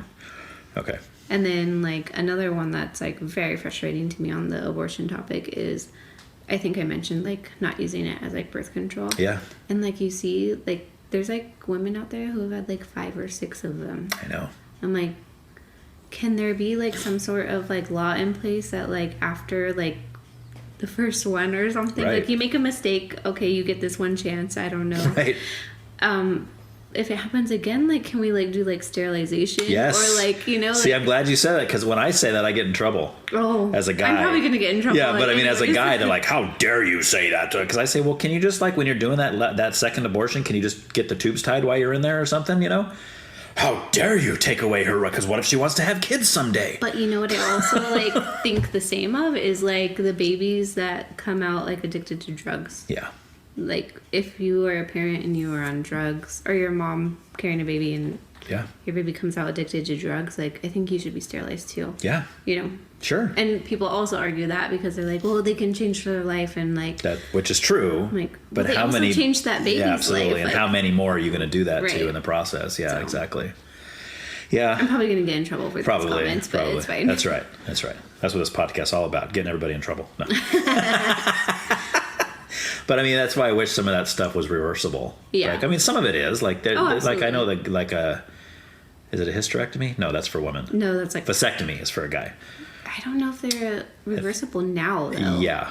Oh, They might have, they like- used to be. I thought They used to be. Same with like getting your tubes tied too. Okay. Now they're Can't you just not. untie the tubes? No.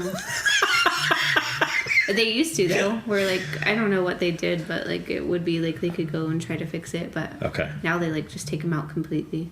Oh, okay. Yeah. They just remove everything. And I think the same with vasectomies now. Okay. But I could be wrong. I've been, this is probably TMI, but I've been to that appointment twice. And you backed out? I'm scared, man. I just, because I go, yeah, I'm scared. That's really what it comes down to. I worked for a urologist. Oh, you did? Okay. Yeah, so we dealt with lots of those, but... What did you do? Were you like in the room for those no, my surgeries? aunt was. Okay. But I was, no, thank you. What, did you just work the reception desk or something? Yeah, okay. like medical records. You get to see the guy coming in like, oh, I'm sorry for you, buddy. But they usually like... yeah, kind of. But I've heard it's not terrible. Yeah. From what they've said.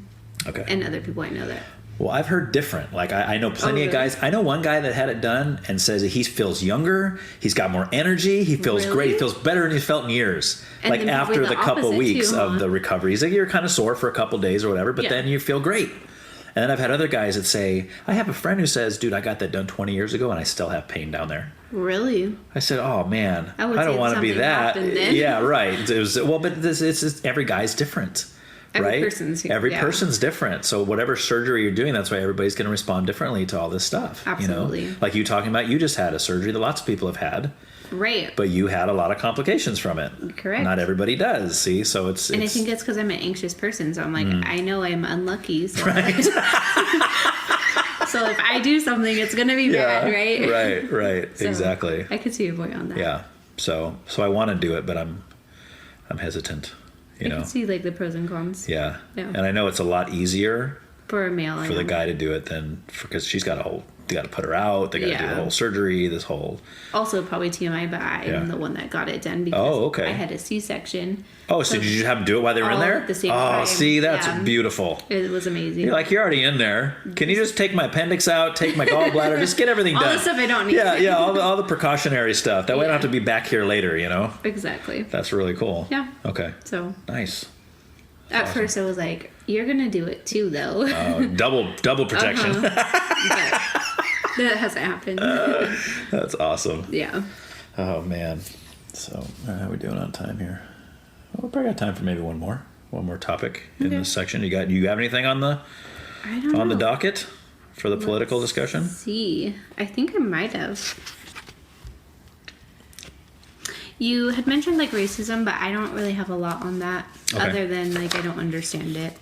Okay, meaning that you're not racist and you don't understand how people can be? Correct. Do you think we live in a racist society? 1000%. You do? Okay. Yeah. Okay. And that comes from all races. Right. You know. Well, see, okay, so I guess I need to elaborate a little bit more on what I mean by that. Like, okay. Because a lot of people use the term systemic racism, meaning that racism is just interwoven into the system of our society. And I don't agree with that. I think if you were said, Ryan, do you think there's any racist people in the world? I would say what you just said. Yes, of course. Right. From all different ethnicities, right? Yeah. For sure. And there always will be. There's always going to be people that are ignorant and educated, just dumb. They don't understand stuff. And I hate this guy because of the way he looks. Stupid. So, yeah. You know? But there's a lot of people in our country right now that are saying, oh, things are worse off than they have ever been. I don't agree with that. It's like you do realize there was a time where black people couldn't use certain bathrooms and go to certain restaurants, right? You do know that's a part of our history. You think it's worse than that now? Are you kidding? Like, I don't understand that at all. But also blame social media for that. Yes, I do too. Yeah. And just media in general. Yeah. And this is something I've brought up before, but like whenever there's let's say a police shooting, if it's a white cop and a black victim, they always tell us the races of the people on the media. True. The news story will always say, "Oh, this white cop, John Cadiddlehopper, killed this black man." But if it's the other way around, or if it's not, or if it's two white guys, never. You just say, "Oh, John Cadiddlehopper, the cop, shot and killed so and so." The suspect, yeah. Yeah, it's like, well, why do you do that? Why are you trying to push that? Right? Why does that become an issue? Now, if it's an actual racist shooting, like if there's plenty of evidence that proves, no, this guy killed this guy because he hates black people, then please, that should be all over the news. We should know all about it. Right. Absolutely. For any race, yeah, exactly. But we don't. We don't get all that. We just get the one-sided whole deal. You know. Yeah. I don't know how that even like came about, but it did. I know, and it's a bummer. But anyway, yeah. What else you got? I don't know, just not much on that one, just that I don't understand it. Yeah. Like I don't really see color. I see people's actions and Did you know there's people who tell you you're racist because you say you don't see color? Yeah. Right? I know. Yeah, I agree with you completely. Because I know what you mean by that. You're not saying like, oh, I don't even want to know anything about you or your culture. I just want to erase that. I don't see you as that. Right. That's not what you mean. You mean like, no, I want to know you as my friend. A person. Yes. Yeah. Right. Yeah. Not by, oh, this is my friend Amber, the black girl. Right. Right? Yeah. Or you don't want to be known as, oh, this is my friend Sammy, the white girl, right? Super white. Super white, okay. I'm like, you just never know. I was like, well, I don't know, I'm this, I'm that. I tell people, I'm not white. What are you talking about? Yeah. My friend always tells me I'm white. I was like, well, I'm kind of tan. My arms are kind of tan. But Yeah. So, yeah, I wish we could just get to a point where we see people as people. Like somebody or don't like somebody based on their character, based on their personality. Character's a good word. Yeah, like who are you on the inside? That's what I care about. And there's people of every ethnic group that I like, and people of every ethnic group I don't like, depending on who they are, right? Exactly. And there's people of like every ethnic group that have like the bad part of it, you know? Of course. Of all races, you know? Right. So it just gets targeted and... Yeah. And I also think, like, it probably social media related too, but, like, you know, for, like, jokes and stuff, like, things get taken way too literal. Yep. You know, there is no such thing as joking anymore that will not offend one person in one way or another. Bingo. You know? Yep. So that's hard. It is. Yeah, and I want to get back to a time where we can laugh again. Yes. Not at individuals, but at groups of people. Like, but we're so... identified with groups that we get all offended. Yeah. Oh, this guy made a joke about a middle-aged white man. I'm so upset. Right. Who cares? Why? He didn't make a joke about me. Oh, but I'm part of that group. Therefore, he's making a joke about me. No, who cares? He doesn't even know you. Exactly. Right. He's just being stereotypical. Yeah. Making funny jokes about middle-aged white men. And yeah. Funny, right? So, I think so personally, but others do get offended. I know. And it's rather annoying to me. Yeah. But I think that's why. Is because we become so our identity has become so our identity has become so wrapped up in who we are. Yeah. Right? I don't know. It's just a bummer. Like comedians are getting but also booed off like the stage and yeah, that goes back to I think on one of the politics questions you were talking about like division, like I don't know, like how right now, like, why is it getting more divided? Like, you know? Well, I think things like that are why. The media pushing narratives, you know, it goes with that. It seems like everything needs to be a divide. Yeah. Right? You take things happening right now with like the trans community, right? Same thing. Why does it have to be so polarizing? It's like, oh, you disagree with us, then we hate you. Right. Whoa. Can't we like just like... Because there's not anything in like our life that you wouldn't disagree with. Like we're allowed to disagree with each other. Right. Exactly. But hate and everything, I don't agree with. But they see disagreement as hate.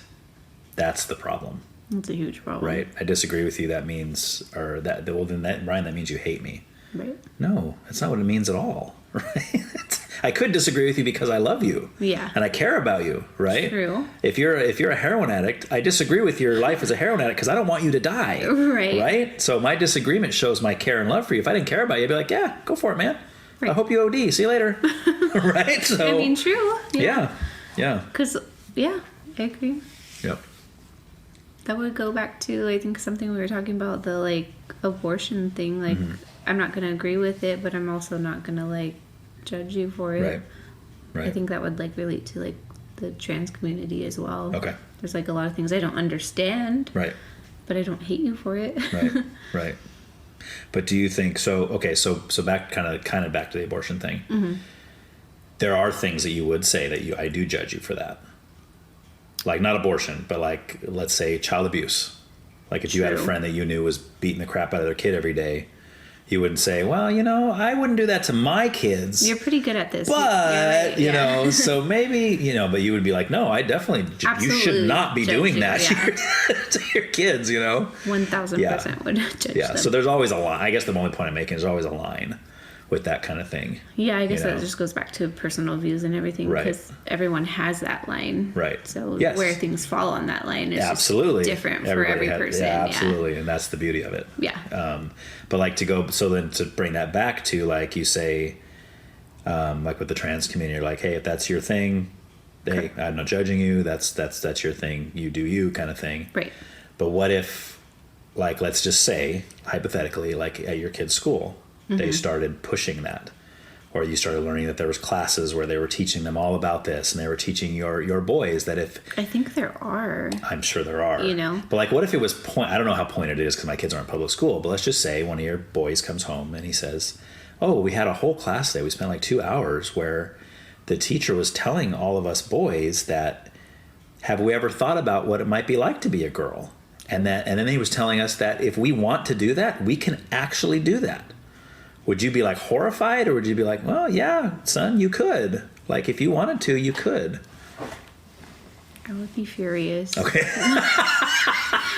You know? Right. I don't think that's something that should be pushed on people. Okay.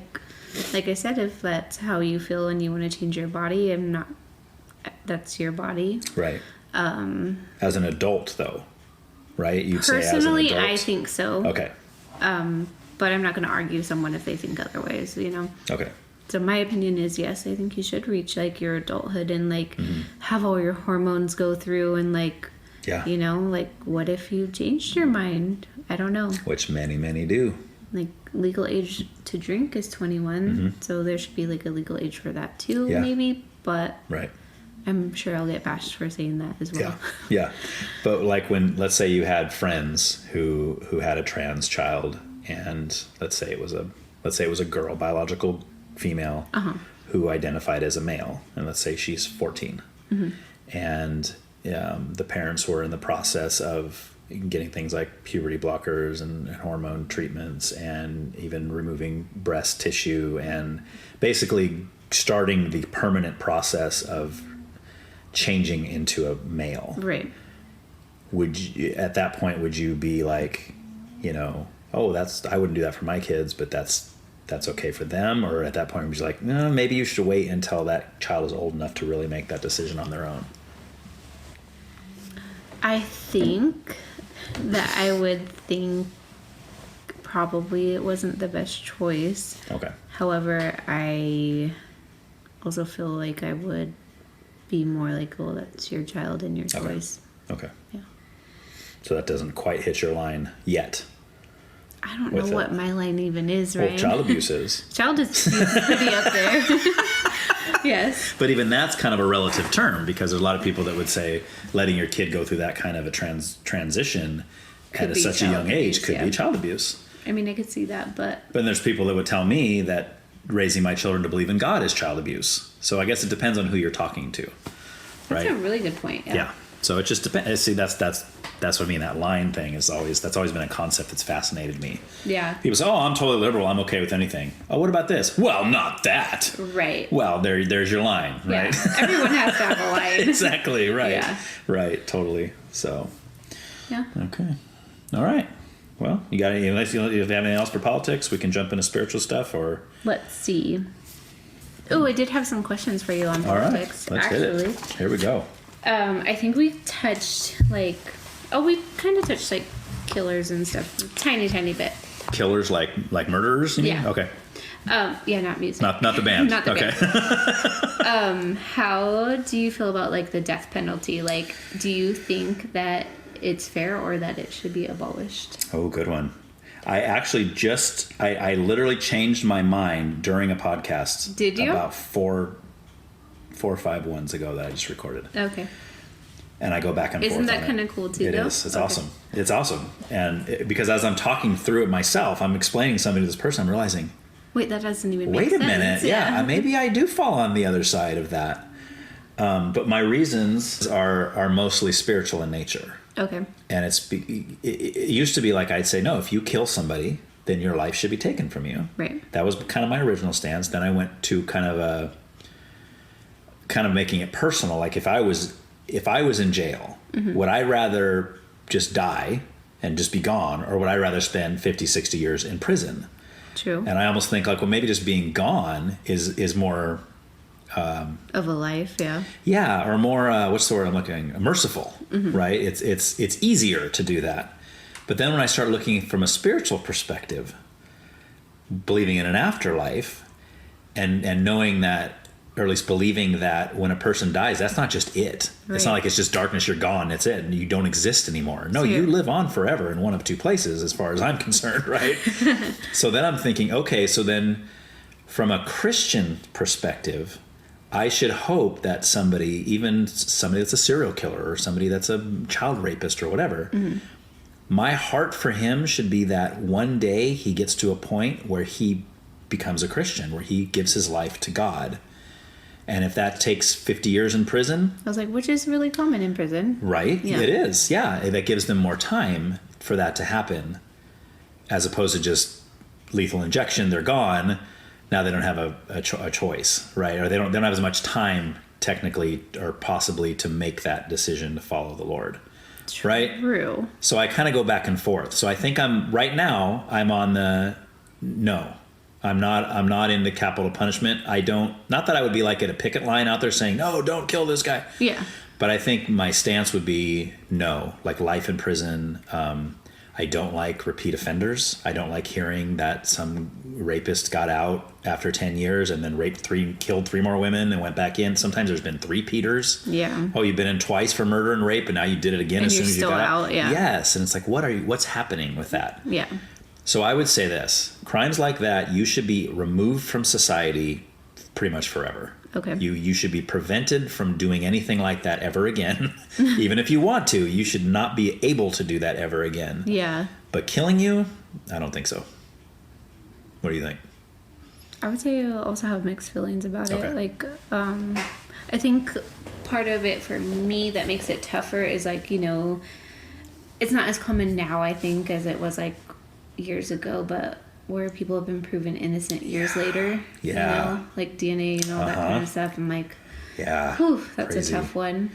That's a tough one when they spend years in prison. Like that movie with Denzel Washington, Hurricane. Oh, I don't think I saw About that. Reuben Carter, the boxer who was Uh-huh. falsely accused of murder, spent like 40-something years Okay. in prison and then was proved innocent. Wow. How do you give a guy 45 of his life? How do you give it back? You can't. It's yeah. gone. Yeah. Right? Yeah, so. Or there's been cases where like they did do the death penalty and found out afterward, Yeah. like How do you bring him back to you life? can't, yeah. But then, like, kind of to touch what you just said about like spirituality and all that, Mm-hmm. like how you said like if they get the death penalty, they don't have that chance to like connect with God or Right. Right. But like to me, like if they're like a terrible person and really did that crime, like do they deserve that opportunity? Good point. I don't know. That's a good point. Right. Exactly. And that's where, because I believe what I do about God, I know that he's much more forgiving than I am. Yeah. Right. Because I am always moved to tears sometimes by these actual courtroom, not a dramatization, like real courtroom testimonials where this guy's on trial for like raping and murdering 3 or 4 young girls or something, let's say. And one of the dads or one of the moms is there in the courtroom and this guy's getting sentenced and the guy publicly forgives that guy for doing that to his daughter. That's insane, yeah. I'm like, wow, dude. But is that something we can like have thoughts or feelings on without being in that situation? I don't know. Like what we say now, would that happen? Absolutely. It's right. hard to say. And I say that all the time. Actually, you don't know till you're there. Yeah. I would like to think I would be that guy. Correct, yeah. But then I've also seen the ones like the one a few years ago with the gymnast, he was like a coach, gymnastics coach. I forgot his name. Nadar, something like that. He had been convicted of like sexually assaulting his young gym students, female gym students, for years and years and years and years and years. And there was a clip that went viral because the dad was in the courtroom and it was like the sentencing time or whatever. And the dad said to the judge, he says, "Look, can we just get rid of all of this stuff and just give me 10 minutes alone with this guy?" Oh gosh. And the judge goes, "Sir, I can't do that." He said, "Fine, just give me 5 minutes alone with him," right? Like he's please give me 5 minutes alone with this monster, he says. And the judge kept denying it. The guy jumped over the table and just lunged, going at the guy. He was ready just to beat the crap out of him, kill him right there in the courtroom. And of course, all the guys jumped on top of him and handcuffed him and the whole deal.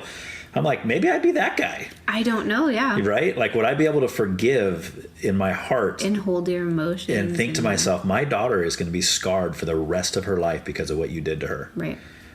So it's just, you're right. How do you know until you're there? Right? That's a tough decision to make. I don't think I can make that decision. No, yeah. And I would say that if I was in that situation and I was the guy that was forgiving, I would say that would be all God. That would be literally God basically possessing me and changing my heart in that moment to be forgiving of that guy. That's a good point. So even then I'd be like, that's God forgiving, not me, right? Because me and the human, I want to kill you. Yeah. So, you know. I'll agree to that. Yeah. Right. For sure. Yeah. Let's see. Oh, we kind of touched this one too. I was wondering, like, about sex education in schools. Mm-hmm. Like, do you think it is helpful? Like, should it be mandatory? Boy, you're touching ones that I'm really torn on. This is good. Know. These are topics. These were ones I was torn on. That's why I picked them. Yeah, I go back and forth with that one. So I don't know. I think I take the middle ground there too. I don't. First of all, this is maybe an unpopular opinion that I have. I do not think the school system should be in charge of sex ed for my children. It should be the parents. Right. But the problem is most of the parents are dropping the ball because it's awkward. I mean, you don't want to talk to your kid about sex. I mean, that's never a easy thing to bring up to them, but it's either and, you like, or someone else. Choose an appropriate age. Right. And, like, exactly. I think for me and with our kids, it's usually when they start asking questions, Mm-hmm. you know, I mean, if you have multiple kids, then obviously the older one's like watching you go through the pregnancy and like, wait a minute, you got pregnant. How did that happen? Right. Right. You know, and there's all these stories. You tell your little kid, oh, there's a baby seed and I ate the baby seed and the baby grows in the tummy. And, you know, and I've heard testimony of grown people that are like, oh, I hated that. And when I grew up and found the real way, I was so mad at my parents for telling me that I was always scared that I could eat a baby seed on accident or something and or whatever. But yeah, so I guess that's my first stance on it. But if we're going to say that is what they're doing, they are doing sex ed, then it always comes down to, do you teach abstinence or do you teach safe sex? True. Kind of thing, right? Which is also a tough one. It is a tough one. Because I feel like both are important. They are. But yes, and there's problems with each, right? Because you see from a Christian standpoint, I'm like abstinence all the way. 1,000%. Right? Yeah. I didn't do it. I didn't live that way. That wasn't my lifestyle. But I want to teach my kids that. Correct. Yeah. I don't want them. I want them to have sex with one person for the rest of their life, and that is to be their spouse. Right. Hands down. That's it. Right. That's the hope. Right. But also growing up in the world they're growing up in. I know. Might not be the case. Right. So you don't want your 14-year-old, 15-year-old to come home and say, I'm pregnant. No. So if it's the argument that, well, they're going to do it anyway, so at least you can tell them how to prevent certain things from happening. But then I'm like, yeah, but aren't you kind of condoning it when you say that to them? I feel like a little bit, yeah. Right, you know? Don't do this, but when you do. But if you do, yeah. Right, you know? So I don't know. It's a hard one for me. So I think with my own kids, I would probably teach abstinence all the way. Mm-hmm. I mean, is that the right thing to do? I don't know. Yeah. I don't think there's a right answer for anything. Right. So. Right. I mean, I guess that's the right answer if they follow that. Yeah. I do think that's the right answer for everybody. Like if somebody was asking me, Ryan, do you think it's ever right for me to sleep with somebody that I'm not, or whatever, like, or sleep with, because people always say, well, I don't want to get married until I'm experienced. I want to sleep with a few people first. Well, why? Why do you want to do that? Right. You know, I don't know. But it's hard to talk to a young, raging hormones teenager about that kind of stuff anyway, because I was that guy before. It's like my parents would have said it to me. I'm like, okay, yeah, whatever's. That's probably true. But that doesn't mean I was right. No. It just means I was making tough decisions. You were right. I thought I was right. Yeah, exactly. Yeah. Right. So I would have to agree with like a lot of that too. Okay. I think like, I mean, like I remember from like sex education when I was younger in school. Mm-hmm. Like, I feel like it was more based on, like, puberty and, like, I guess that maybe health then?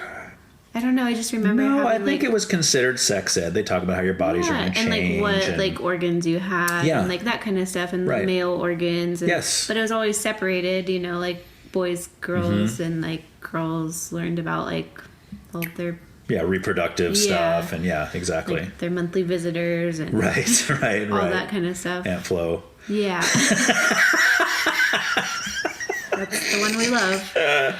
Yeah. So, and I think it was like junior high, like 7th or 8th grade. That's when I remember doing it. So that's when I recall as well. Yeah. And it's always awkward, you know. And like you learned about like how babies were made, but like. Yeah, but I don't think it was. But now it's going to be stuff like, and you know, there's all these different attractions and there's all these different genders and all these different sexualities. And then I think kids are like, what in the world are you like, you know? Yeah. So, I mean, then there's that whole thing, right? Because now they're not, in my opinion, they're not actually just teaching sex ed. Right. Right now they're breaching those borders and going beyond and they're teaching all this other stuff. Yeah. So, I don't know. Which, I mean, may be a good thing, like, because that's what our world is like, so different and, yeah, you know, so... Sure. Just so they're not left in the dark and, right. like, do understand right. that there's, like, so many different things, but... Right. That way they're not confused when they're at Disneyland. There's two guys with beards kissing. Correct, yeah. Wait, what? Whoa. That's not what I learned in class, like, right. you know. Right. Or we're watching a TV show the other day, and we're watching the Kids Baking Championship. I don't know if you guys watched that. We watched the new season just started, but one of the kids, they always talk about their family, and he's like, oh, and this is me with my two moms. Okay. And it's kind of like, so you're going to have to explain that stuff to your kids, obviously. Right. But I also feel like as a parent, you're going to be doing it in your way. True. As opposed to a school that might be teaching it in a way that maybe you don't agree with as a parent. And that's where I'm like, I don't think the school should have that kind of power. I think that's where I have a hard time with, or what I have a hard time with is because I have no control over it. Right. And those are my kids. I want to control them. Right. Well, as much as I can. In a sense, yeah, right. You want to control what's going in, what's coming out. Yeah. Right. Absolutely. So that would be my answer, I guess. Cool. I do think some things are necessary for them to learn. Mm-hmm. I think it's super awkward, like you said, for parents to teach it, but like nothing is easy about being a parent. There's going to be multiple awkward conversations, you know? Right, totally, yes. So what's going to be more awkward, teaching your kids about like sex education, or like you said, like them coming home like, oh hey, yeah, I'm pregnant, right? You know, so right. I'm gonna say both of those are awkward. Yeah, right. But yeah, okay. I think that's all I had for like political. Awesome. I love getting the questions. This is really fun. Yeah. Oh no, I did have one more. All right, bring us home. Last one before we get into spiritual stuff. No, you're good. Healthcare. We're doing good on time. So. Healthcare. Like, do you think it should be universal?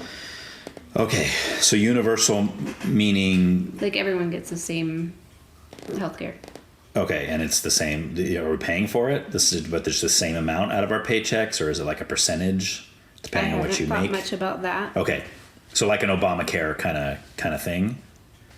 I was thinking more along the lines, which I'm not too knowledgeable, so I could be wrong. Okay. But like Canada. Canada. Yeah. Okay.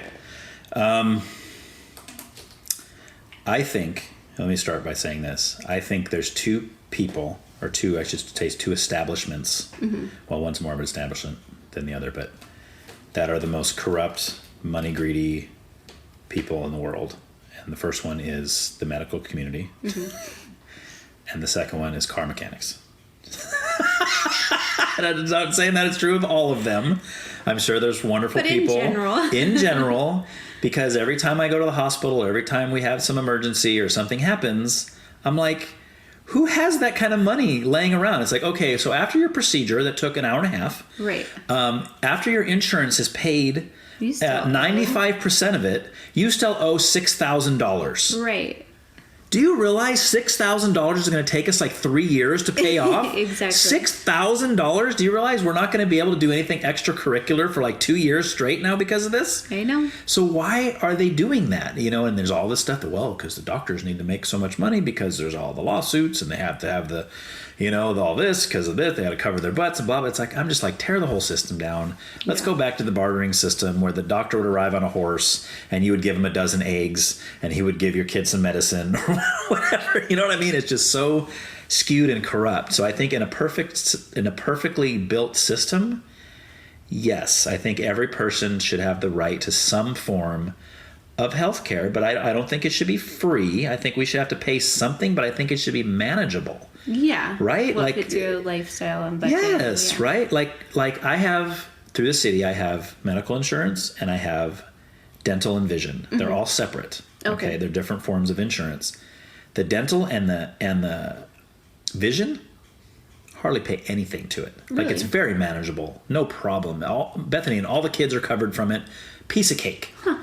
The medical, I probably put in like 20 times as much money as they do into that as I do for vision and dental combined. That's crazy. Right?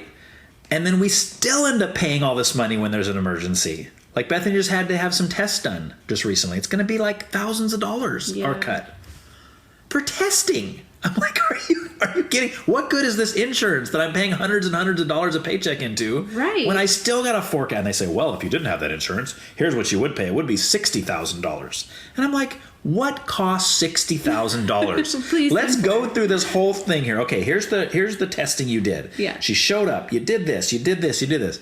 Where is $60,000 going and all that? I agree. You telling me the 3 people that just did all that are getting $20,000 each for an hour and a half worth of work? Seriously? Mm-hmm. So anyway, yeah. I don't know if that answered your question or not, but I think so. what do you think? How would you fix that? I think that like healthcare in general, like just like a lot of other things though, kind of targets like the middle class. Like, okay, you know, like sure. Lower class gets medical for free basically. Right. Upper class doesn't matter because they're rich. Yeah. So that's true. Us in the middle class, like you know, I think we could have help because by the time we pay all these bills and like have all these fees and all this stuff, like now we're like lower class, but our paycheck says otherwise. Right. You know. Right. Yeah, exactly. And we just got dinged, so we're going through like negotiations, I guess, trying to get higher pay for the city, and they just did a thing where the amount of money the city's paying towards my premium dropped by $200 a month. Oh, really? So I'm like, okay, so what that means is that my paycheck is $200 less than normal. Right. Right? So then they're going to do these negotiations, and maybe they're going to win. They're going to get us this raise, and we're going to make more hourly, and I'm going to be right back where I was. Right. So it's going to be like, benefit, it's like nothing even happened. Ugh. Okay, great. So now you're paying less to my insurance, but you're paying me more. Right. How's that work? You're just relocating the money. You're not doing anything. Yeah. So it's just terrible. It is terrible. Yeah. But Canada's got a lot of problems too. I mean, I wasn't saying it was like a perfect system or Plus anything. it's cold up there too. I wouldn't do it. Man, I'd be in there for frostbite every week anyway. My insurance premiums be through the roof. Mm-hmm. But like, it's cold, man. Hopefully you can meet a deductible. I don't know. Yeah. So crazy. Like I didn't even realize like until I went to the hospital, like because like I had already met my deductible on my insurance. You know? And then they're like, oh, but you have like hospital deductible. Oh my gosh. Yeah. Oh, of course I do. Of course. Yeah. You're thinking, oh, this is going to be free, right? Right. Yeah. No. Well, that's one of the reasons these testing that Bethany just had done. That's why we waited till January. Oh. Because they were telling her to get them done like in the beginning of December. And we're like, no, why don't we wait till January? Because it's not like it's an emergency situation. Yeah. Let's wait till January. That way I'll put her to her deductible, right? But that doesn't cover my deductible. That's not a family one? No. Oh. So it's individual. I mean, it is a family insurance. But like you have her individual and I are on deductibles. There. Yeah. That's crazy. Right.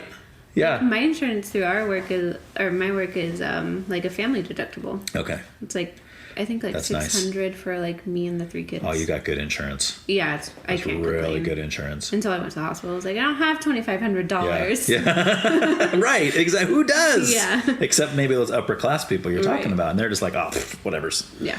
Drop in the bucket. Here's my check.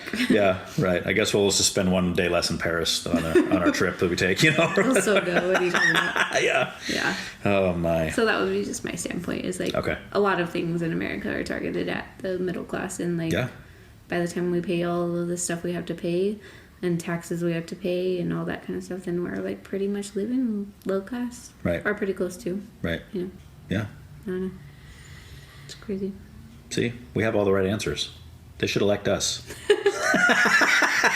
Yeah. Just comes with a side of anxiety, depression. Right. All that. Yeah. Also wish I've done, as you know, we talked about that before. Yeah, I've dealt with that myself too. Yeah. Big time. So, all right. What do we got? You're definitely going to have to lead this topic. Oh, yeah? Yeah. Okay. Spirituality, you obviously, you mentioned God a few times already. Yeah. So you obviously have some form of belief system. I think so. Okay.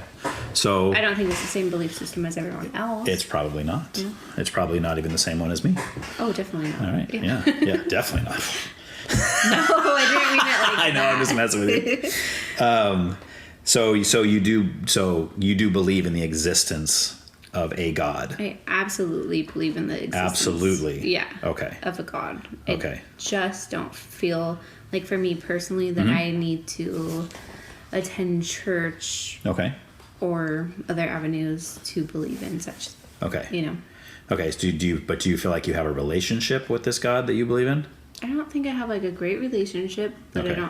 But I think it exists. Okay. Like But like, I mean, you feel that he's part of your life, or Yeah. it's I mean, I say he, it. Same. I don't know what you'd call it, but I guess it depends on which direction we're going. True, I'd say he, so. Okay, so, but you feel like, do you pray? Do you talk to him? Do you... Yes. Okay.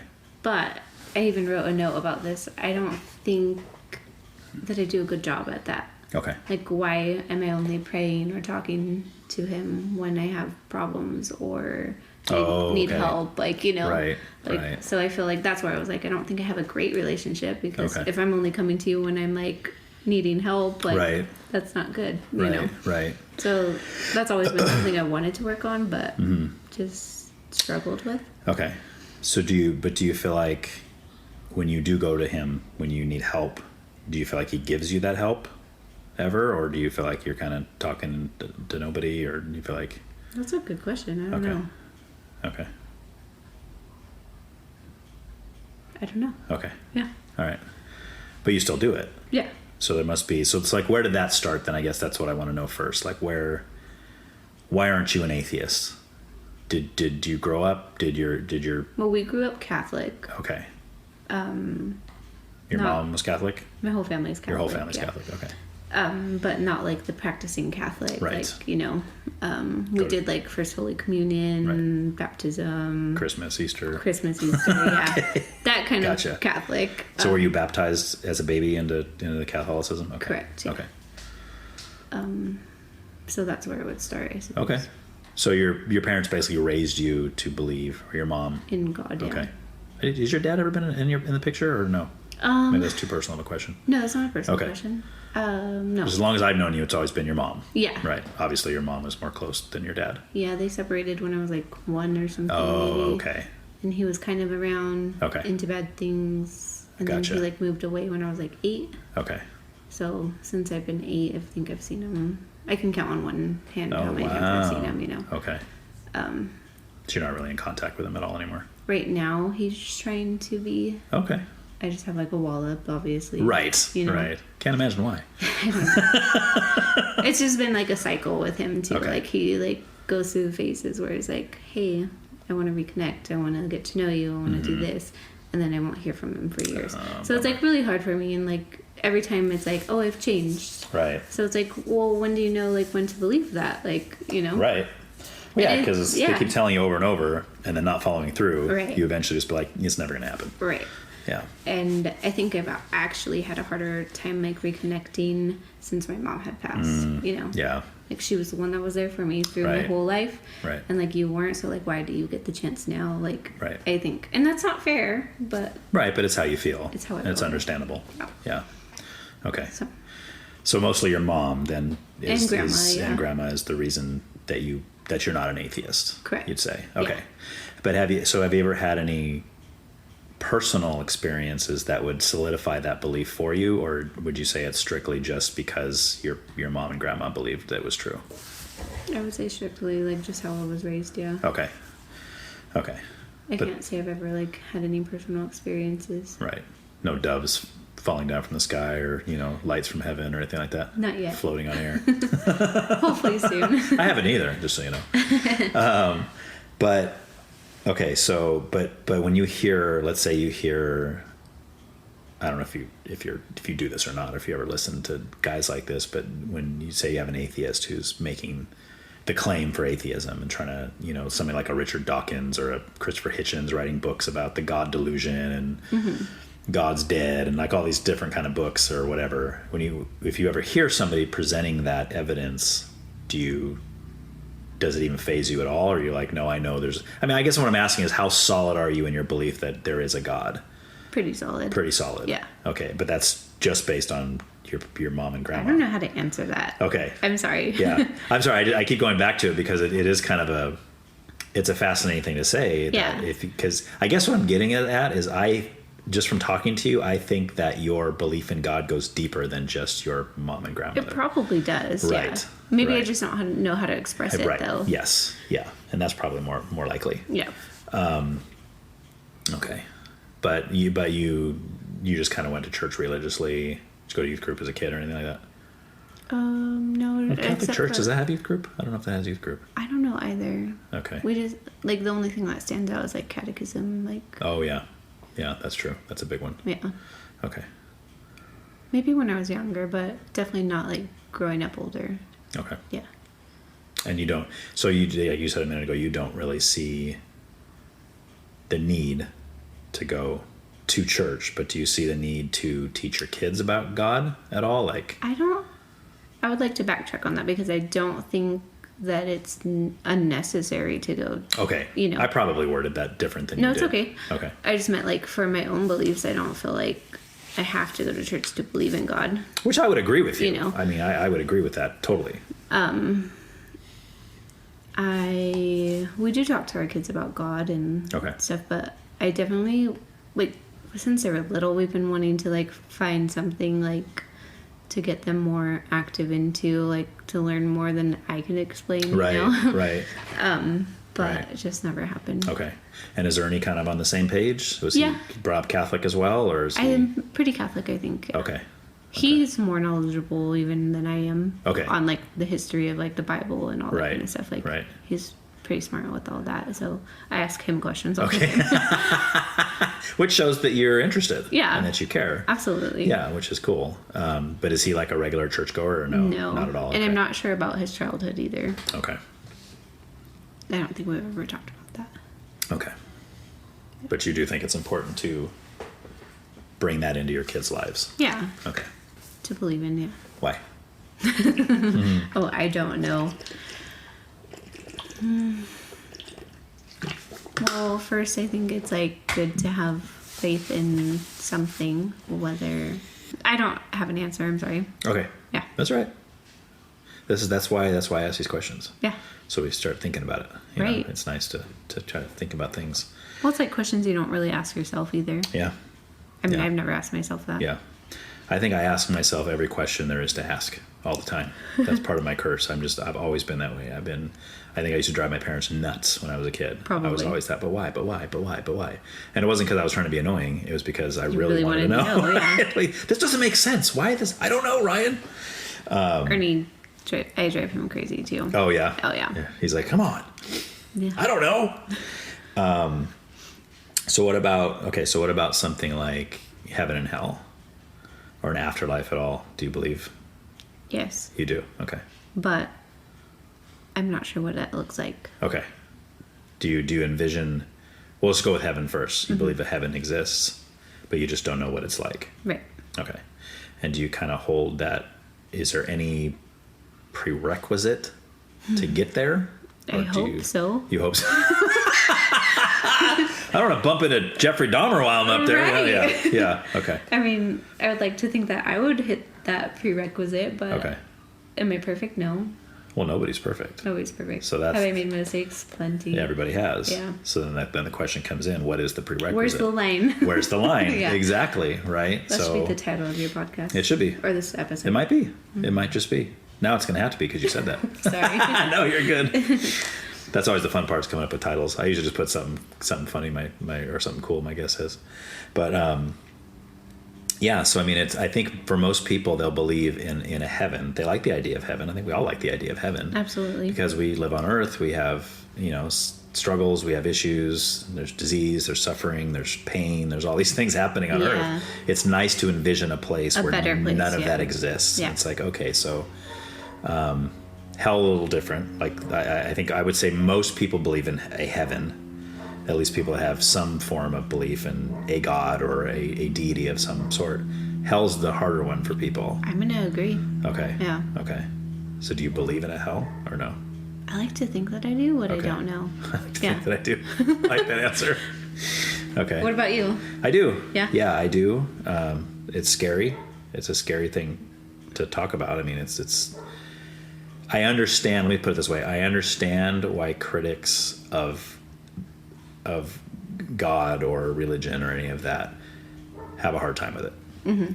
Because I understand it being very hard to reconcile a loving God, a caring God, with a place of eternal torment that is reserved for people who don't meet a certain requirement or don't don't do a certain thing, or you know what I mean? Like it's. I have a question on that. Yeah. Yeah. Like in regards to hell, like you were talking earlier about when we were saying about the death penalty. Yeah. Like should someone be given the opportunity to like reconnect with God before like, you know, like something they pass or whatever. Right.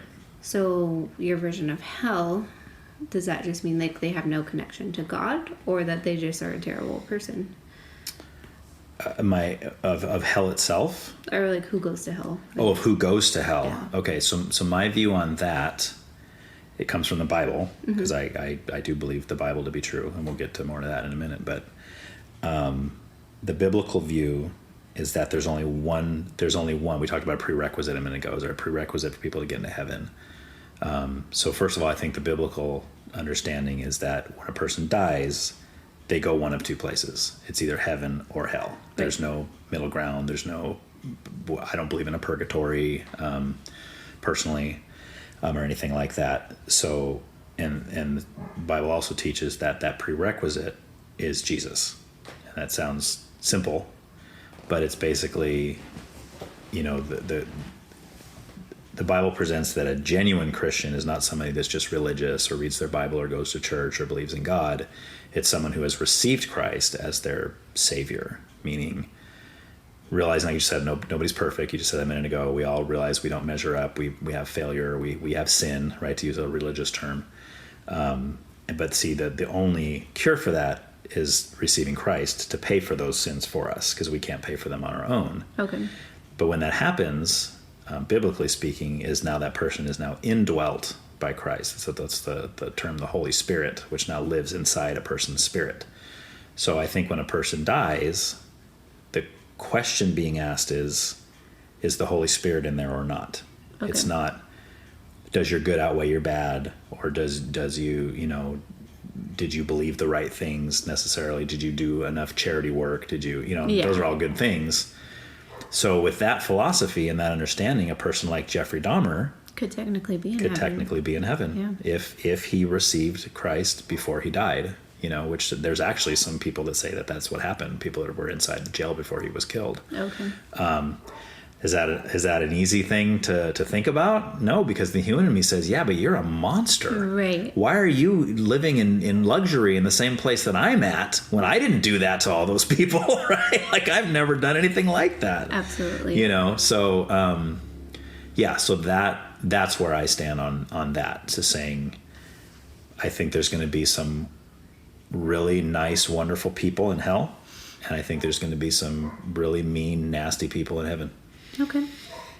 That's kind of a hard pill to swallow sometimes, but yeah, again, it goes back to God being more forgiving than I am, and God's willing to forgive anybody who is reaching for it. And let me say one more thing too before we get too far into that, because what I'm not saying is a person can keep doing these horrible things. Oh, I'm sorry, God. Right. Yeah. Oh, killed another guy. Oh, sorry, God. Oh, yeah. Killed another guy. Sorry. Sorry again. Yeah. Raped a woman. Oh, sorry. No, that's not what it's talking about. It's talking about an actual repentance, which means your heart changes, right? Yeah. It's not just trying to say some words that are going to get you off the hook. Right. Right. So yeah. So that I don't want to paint that picture out either. Ryan says it's easy. All you got to do is keep saying I'm sorry every time. Just apologize. Right. Exactly. Do whatever you want as long as you say you're sorry when you're done. Right. Mm-hmm. Well, that's an argument with my kids all the time. Like when they're like, oh, "Okay, I'm sorry." I'm like, "No, like, mean it." Right. Right. Yeah. Okay. So I hope that answered your question. It did. Satisfactorily. I like it. All right. I can understand that. Yeah. What else you got? I don't know. Oh. I was going with we were on heaven and hell. Mm-hmm. So we covered that pretty good. What about the Bible? How do you feel about the Bible? I don't have any feelings. Like, I don't have enough knowledge, I guess. Okay. Yeah. Do you feel like it's worth reading? Yeah. Okay. Do you ever read it? Have I read it? No. Okay. Besides, like, the little kid ones, like, Right. Yeah. I've tried when I was younger, not as an adult, but yeah. Would I be interested in sometime? Yeah. Okay. You think it holds answers for you? I think I would do better at like a Bible study or okay.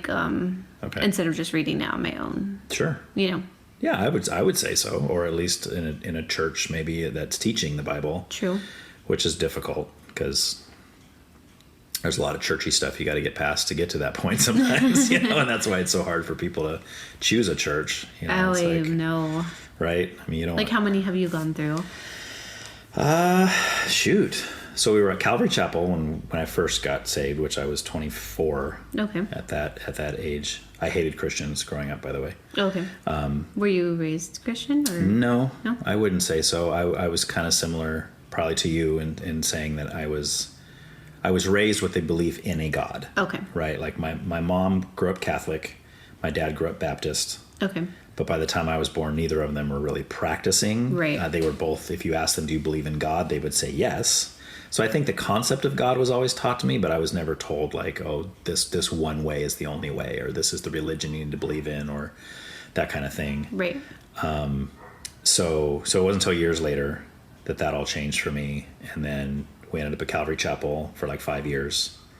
Then we went up at a church out in Sisquoc for like 12 years. When Bethany first told me that, I was like, I know exactly where you're talking about. Oh, okay. Yeah. Like right by the bridge, yeah. Okay, well, explain that one. The church right Well, there? yeah. How did you used to go there at some point? I lived in Sisquoc. Oh, you did? Yeah. Oh, crazy. So like walking home we went to Blockman, so we would walk home and you pass the church before you get to the bridge to our house. Yeah. So you lived across the bridge then? Yeah. Okay. So okay, cool. When she was telling me that, I was like, what a small world. Oh, wow. So there's lots of connections we have then. I guess so, yeah. Yeah, so we went out there for like 12 years. And what drew me out there is because of, like I just told you, my questioning nature. Okay. So even being a Christian for 5 years, I was always reading the Bible.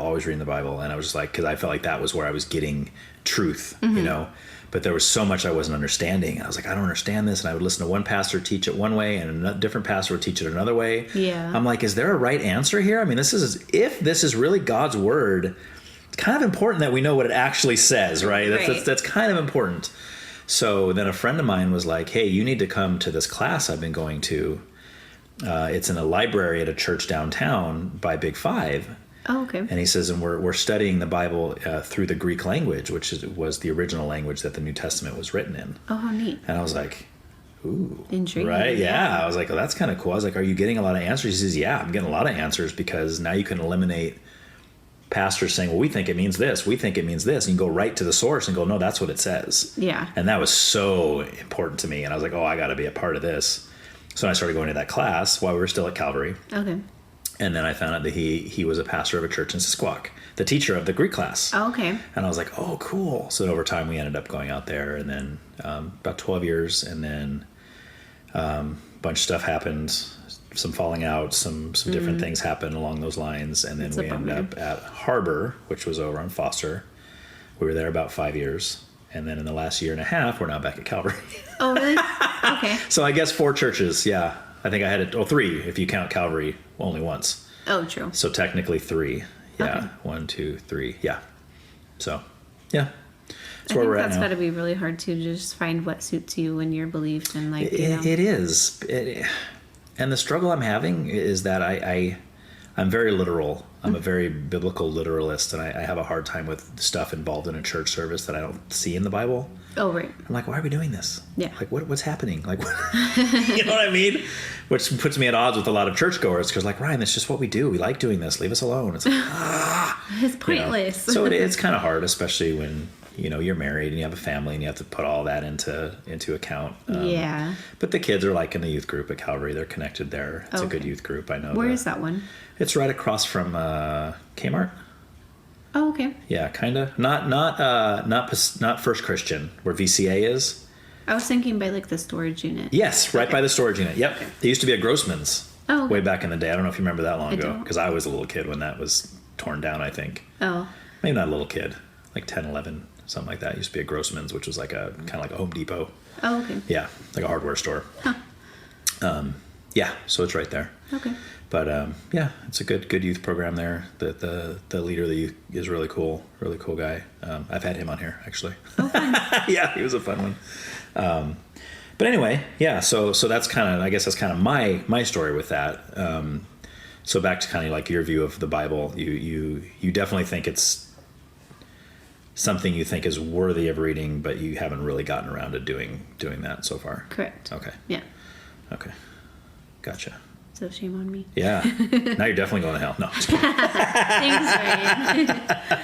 Just kidding.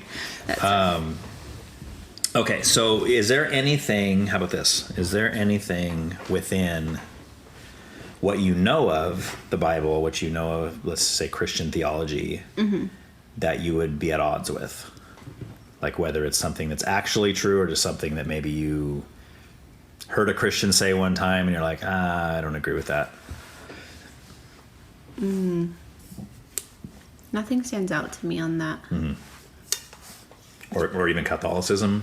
Is there anything within that you... No, that's why I feel like I'm going to be so bad at answering this because I'm not like... You're not real ingrained in it, Yeah. right? It's not a huge part of your life True. at this moment, so... So it's kind of hard to like reach for something Yeah, there. yeah. It's hard to say what you disagree with when you don't even know. Right. I don't even know what I agree with. Okay. All right. How about this one? Oh, that's even like one of my notes. I said, what do you got? That I said I'm not actually sure if I've even ever had a connection or felt close, like to like God. To God. Yeah. Okay. I was like, but I've always wanted a better relationship. Just struggled with finding a way that works for me. Okay. If that sums up anything. No, that's helpful because now that opens up some more questions for me. So if this were right now, you and I sitting down trying to figure out what would work for you, what kind of things would you tell me? Like you'd say, well, this is what I would like. This is how I want to go about this. You know? It's obviously not just walking into a church because you would have done that by now if that was something that you thought was really going to be a good thing for you. I guess just learning more. I don't know. Okay. But like you said a minute ago, like a Bible study might be something. I think that would be helpful. Like to get together with other people and just kind of maybe study a part of the Bible. Yeah, and then like you have conversations of like debates almost like, you know. Ask questions. Right. And, okay. Yeah.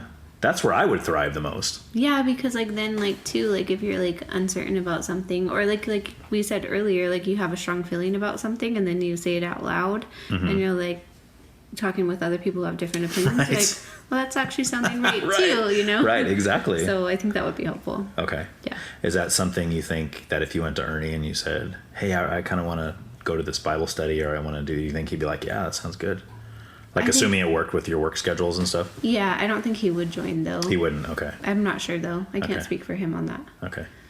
But just... He's kind of shy. Is he kind of shy? Until you get to know him. Okay. Yeah. Yeah. Super shy. Okay. He's not real like outgoing and talkative. Yeah. The times I've been around him. He's really cool. I like him, but he's not like real like outgoing. Unless it's like something he's super passionate about Okay. or like he gets to know you. Yeah. Okay. I feel like I'm pretty shy too until I get to know you as well, but he's more on the quiet side. Okay. Like for instance, this drives me insane. But like we could go, like say we're going to San Francisco to a concert or something. We can go the entire drive and he would not speak one word. No way. I've even like tested him sometimes, you know, be like, okay, I'm not going to speak until he speaks. And then it's like, I have like all these like things in my head. I'm like, I got to talk, like, you know. That's interesting. He's just that type of guy. And it drives me insane. It's interesting because for most people, there's nothing worse than that awkward silence. Right. Like for most of us, we're trying to find words to throw into there. Just like, well, somebody's got to talk about something. This is weird. So weird to me. The silence is just killing me, you know? But he's totally fine. Totally fine. He could drive for 5 hours and not say a single word. With another person in the car, yeah. Wow. Mm-hmm. And his son Jordan's exactly the same. Really? Yeah. It's funny. So there's pretty lively car rides with them two then, huh? Oh gosh, yeah. Like even like texting like Jordan. I know he's a teenager too, but I'll like ask him a question and it's like a one-word answer. Yeah. I'm like, biggest pet peeve. I'm like, you have to speak more than one word, and he'll be like, oh, okay. So. Oh, that's awesome. Yeah, but they're the same personality, and I don't understand the whole like silence part. Right. But that's who they are. Yeah. I don't either. Because I'm not like that. Yeah. I'm like, so what do you want to talk about? Right. And even Bethany, who is definitely not I would not consider her outgoing. No. I mean, I think if she needs to be, she can be. Like she's in like working at Luke's, or like obviously you have to put yourself out there and be like, hey, I'm Bethany, I'm your server, and this, you kind of have to be that way. But just in a normal setting, she's not the person that's going to go up to a big group of people she doesn't know and say, hi, I'm Bethany, nice to meet you, Yeah.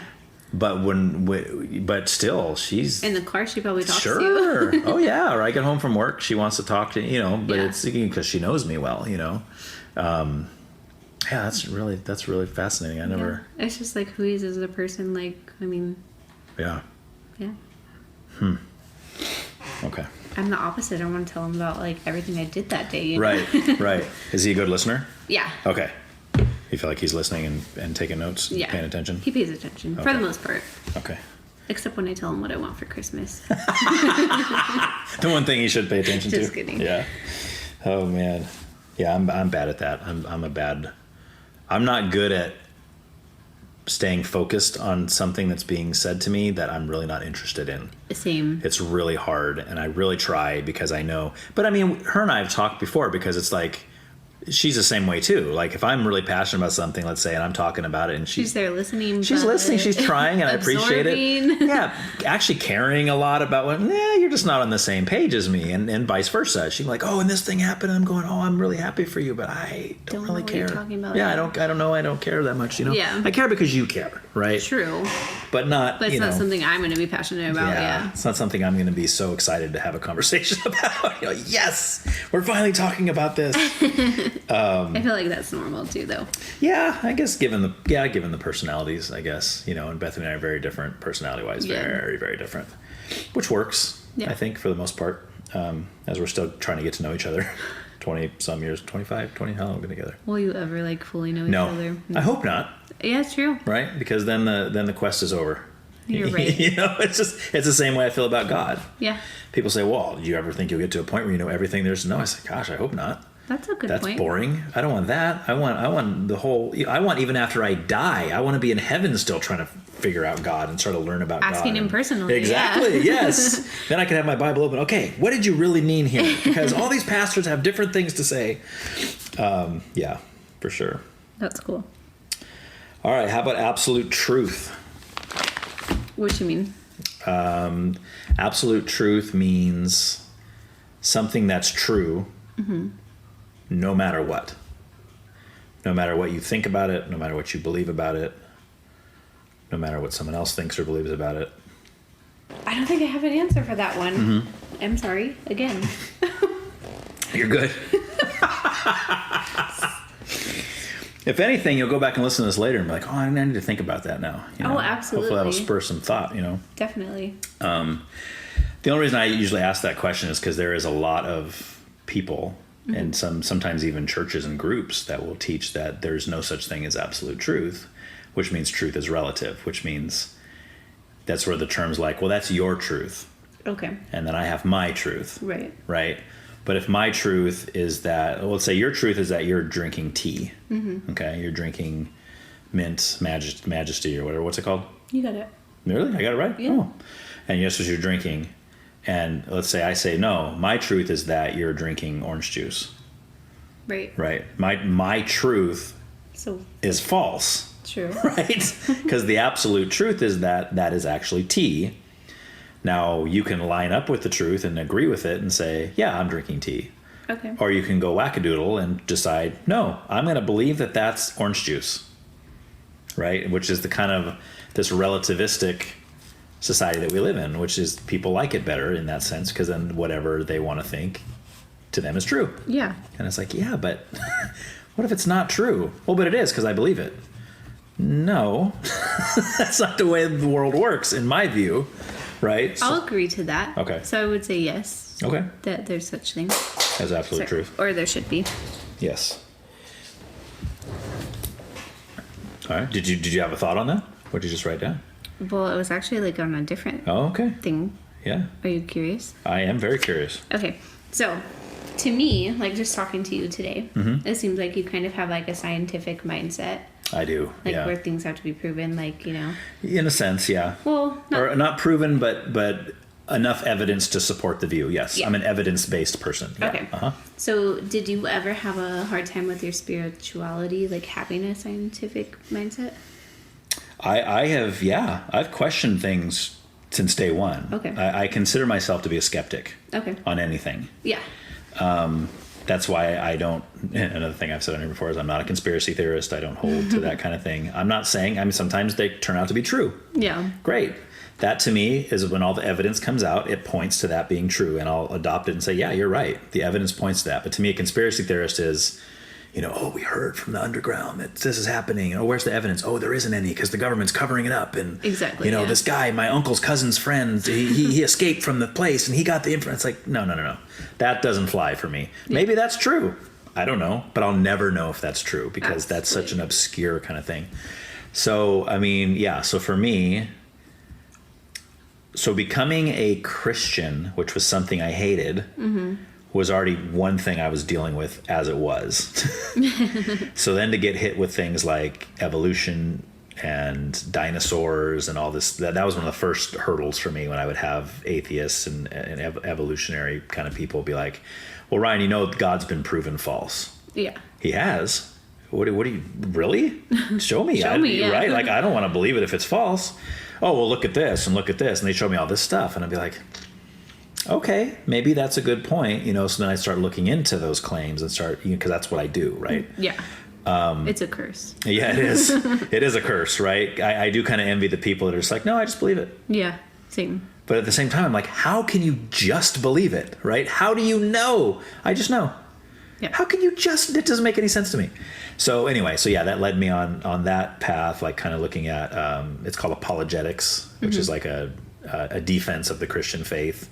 Like there's plenty of people throughout the years that have devoted their life to this, like looking into all these claims against Christianity and, because there's plenty, and I think it's worthy to look at them, because if I'm going to believe something as serious as who God is, what he wants from me, what my life is supposed to look like, all that's important stuff if there's a God.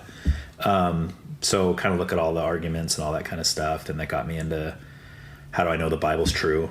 People say, Ryan, the Bible is just written by men. It was written to control people. It's all about power, religious elites and all this kind of stuff. And no, maybe. Let me look into those claims, right? Yeah, so and my life's still like that. Like I still do that, know, when somebody brings something up and say, well, let me look into that, But I like that about your mind. Like, Yeah. Like, okay, I'm not saying you're wrong, but like I'm going to research that myself too. Right, correct. Which you also have to be careful, because if you're only researching people that already agree with you, you have to weed out the bias. True. Like if I'm just studying works from a Christian who wants Christianity to be true, absolutely, he could potentially be leaving out all of the evidence in contrary to that Christianity. Proves otherwise, exactly. So I have to look at all that, and that's why I'll read books by atheists. I'll read books by Buddhists. I'll read books by it's like, well, maybe they're right. You know what I mean? We don't know. Yeah. Yeah. So that's always my thing, is like, I want to be on the right side of this. Like, I don't want to be I don't want to believe something that's not true. Yeah. But then it's also been presented to me, Ryan, can you prove that Christianity is true? No, nobody can. Yeah. You can't prove something. You can't prove anything, right? We just talked about that being tea. Yeah. We can't prove that. I mean, just because it has the label right, on it, yeah. Or it tastes like it. There's a lot of evidence will point to that, but can you 100% prove that it is that? No, maybe we're all in the Matrix. Yeah. Maybe it's a figment of your imagination. It could be. Right? So the possibilities there are endless. So it's just like, no, I'll take the highest probability of something. Okay. Right? So when I research Christianity versus Islam or versus Buddhism or whatever, and I say, well, the majority of the evidence tends to point towards this being true, that's where I'm going to go with it. But then I'm open. Okay. If you came along and you said, well, hey, check this out. Oh my gosh. Like one of the things people always throw at me, like, Ryan, what if they found the bones of Jesus? Would that change your faith at all? I said, well, my first question would be, is it really Jesus? Yeah. But if you're asking me if it was definitively proven that those were actually 100% guaranteed the bones of Jesus, if that would change my beliefs, yeah, it would change them a lot. Yeah. Because that would mean he never resurrected. Right. And that's the whole basis of my faith. True. Because if he was just some religious teacher who taught a bunch of cool stuff and then died, there's lots of people that did that. Yeah.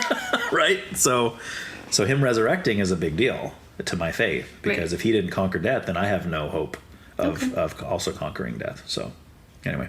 I love that answer. That whole answer. Yeah. Yeah. Like all of it. Well, thank you. Yeah. Yeah. I like that you're asking questions. That leads me to like a different question that I had, though. Okay. I think I wrote it down. Oh.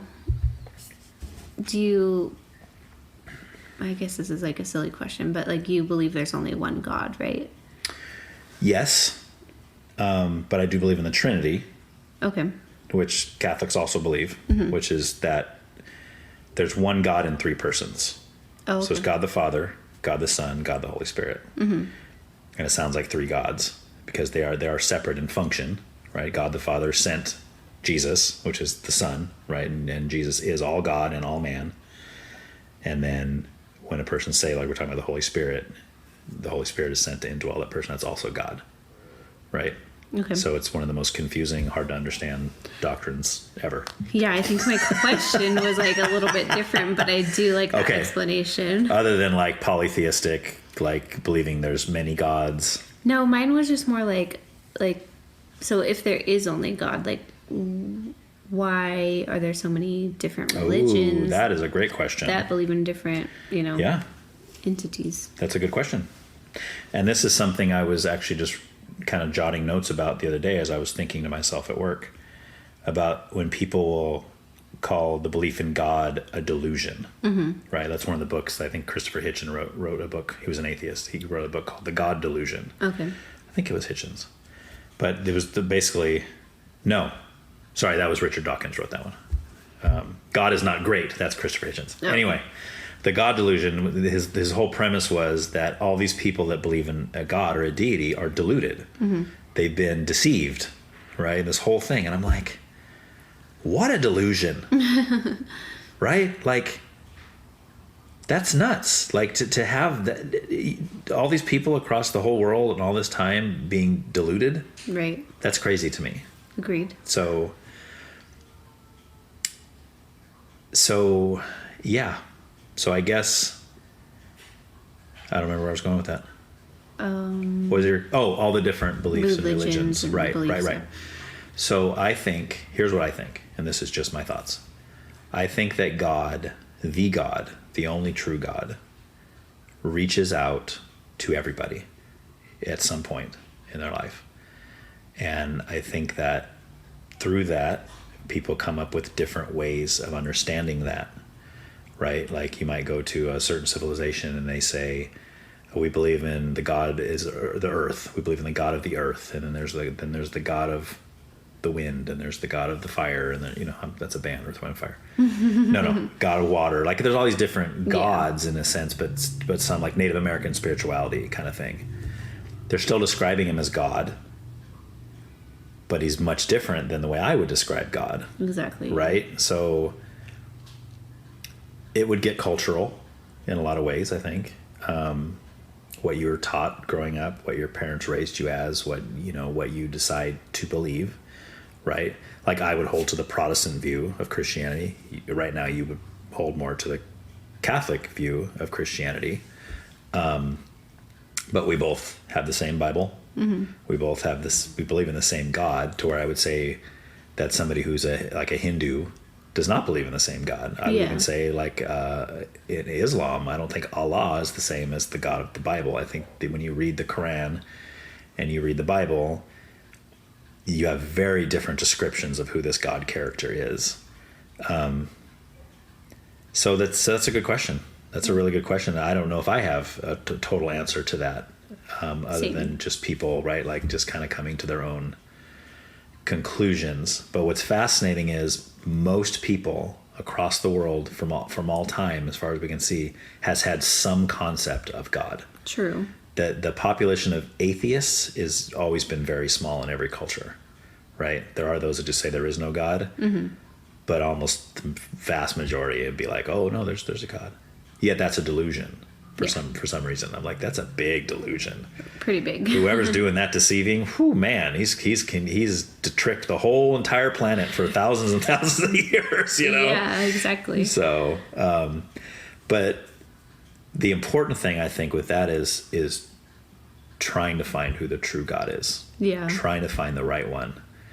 Because do you think that's like the right one in general or the right one for you? You see, I don't hold that. I don't hold that there can be a right one for you and a right one for me, because again, back to absolute truth. Right. God is either real or he's not. And if he is real, then he is what he is. He's not what I believe him to be. Or if, let's say, you believe him to be something different, does he then change to fit you and then changes to fit me? You see what I'm saying? Like, that would be a relative kind of God where he just kind of morphs into whatever you want him to be. Where I don't think that's true. I think he is the God of all the universe. I think he's created everything for a purpose and a reason. And he just is. And it's like, so that's why it's important to find what the truth is. Yeah. Because that's a big question, right? It's like, especially question, right. Like because if my belief system is true, if the Bible is true, someone who's a Hindu will be in hell. That's kind of where my question was coming from. Even if they're very, very religious in the Hindu religion, because they don't have the right God. Yeah. Which is hard. Because I remember when I was a non-believer, that was my biggest struggle. Yeah. It's like, wait a minute, you tell me some little boy growing up in Iran or something that's learning that Islam is the true way, and you're telling me he's going to be in hell? He doesn't know any better, you know, and that was always my argument. Okay. But it's still an argument, I guess. It's still an argument, yeah. I don't hold to that one anymore, but that's good. But yeah. Okay. So I think that's all I had, really. Yeah. I think that's all I got too. Let's see. I like all the questions though. This has never happened before. I am just digging really? This. Yeah. Ugh. Not to this extent. Okay. No, actually, this is like a personal question for you, though. Okay. Not like just in general, but like what, or like when do you actually feel close to God, and like what makes you feel farther away? Oh boy, that is a big one. Now I feel like I'm interviewing you. Sorry. No, this is great. This is good because these are not only do people not usually do this, which I think is cool, but these are also really good questions. Like these are really thoughtful, well worded questions.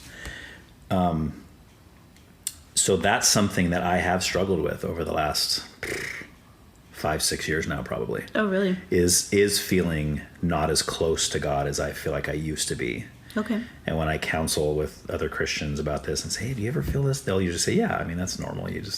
When you first become a Christian, it's new, it's fresh. It's like when you... Like addicting almost. Yeah, in a sense, or like a relationship, True. Right? It's like comparing... Yeah, exactly, right? You compare your marriage 20 years later to when you first met, and it's not to say that one's better than the other, it's just different. Yeah. Right? Like you have a more secure relationship now, you feel closer to that person, but you're not as excited, right? I don't get home from work and like, oh, I'm so excited, maybe sometimes. Yeah. But like when you're first together, it's like, oh man, I just can't wait to be done with whatever I'm doing so I can go be with so-and-so, it's like this, oh yeah. So it's kind of that way in the beginning. That's a good analogy. Yeah. Yeah. I think it works, because I think any of us that have been married for a long time, it makes sense. But I still don't feel like it's right. Like I feel like I shouldn't feel, I guess in my mind, I feel like I should feel closer to God over time. Like it's supposed to be a building of a relationship. A better relationship. Yeah. So I don't know. I don't really, that's a hard question because then I look back to the beginning and I say, but was I really close to God then, or was I just excited? Oh. It could be I'm more closer to God now. Yeah. True. And I have kind of that relationship like a 25-year-old or 25-year marriage or something where, I'm not as excited about it, but I'm closer. I guess that relates to marriage too. Like you are closer, you know more. Yes. Like, Right. You're more of a unit. You're more connected. You've shared more life experiences. You've done things like raise children and watch them grow up and dealing with all the stuff that goes with that, I think it just gets like to a point where sometimes it gets like a little disappointing because it's not as exciting. Right. And people don't know how to adjust that, Yeah, and you feel like it should be. Yeah. Right? You feel like it should be something that you are excited about. And It's just not there. Yeah. and I struggle with that. And I pray about it and say, God, why? Like, where'd you go? Like, what happened? Like, sometimes that's what it is. Like, where'd you go? Like, so, yeah. So I think that's, you're touching on something that it has been a struggle for me. But I think changing churches, different dynamics, different, I think when we left Sisquoc, that was really hard. Oh. There was a lot of stuff that went into that, and there was a lot of hurtful things that happened there that I'm still struggling to get through. A lot of it. I mean, there's a lot of it that's a lot better now. I mean, I've let go of a lot of things that I was holding on to for a long time, which is good because I needed to. Yeah. But, just kind of trying to find, Bethany and I were just talking about this morning about trying to find, because she's talking about, I was talking to so-and-so about this other church, and you think we should try there? I said, I'm willing to try another church. Sure, let's try it. And she's like, because I know you're not happy at Calvary. I said, well, I am. I'm satisfied. I think the sermons are great, and that's really what I think is the most important. Yeah. She's like, yeah, but you're not feeling like you're really connecting with a lot of the other Christian guys there. And I said, yeah, that's true. That is true. But maybe that's me. Maybe that's because of me. Maybe that's because of the place I'm at in my life. That's possible. It's very possible. So maybe I just need to be fixed, and then and then I'll fit right in with all these people. Broken, Yeah. I mean, it very well could be. So, but yeah. That's hard to say, though. It is. Yeah. Yeah. Till you get to the other side of it, and you look back and go, "Oh, that's it was why. me." That's what happened. Yeah. Yeah. Exactly. So. Okay. Yeah. Very cool. All right. Let's see. I think that was all, but.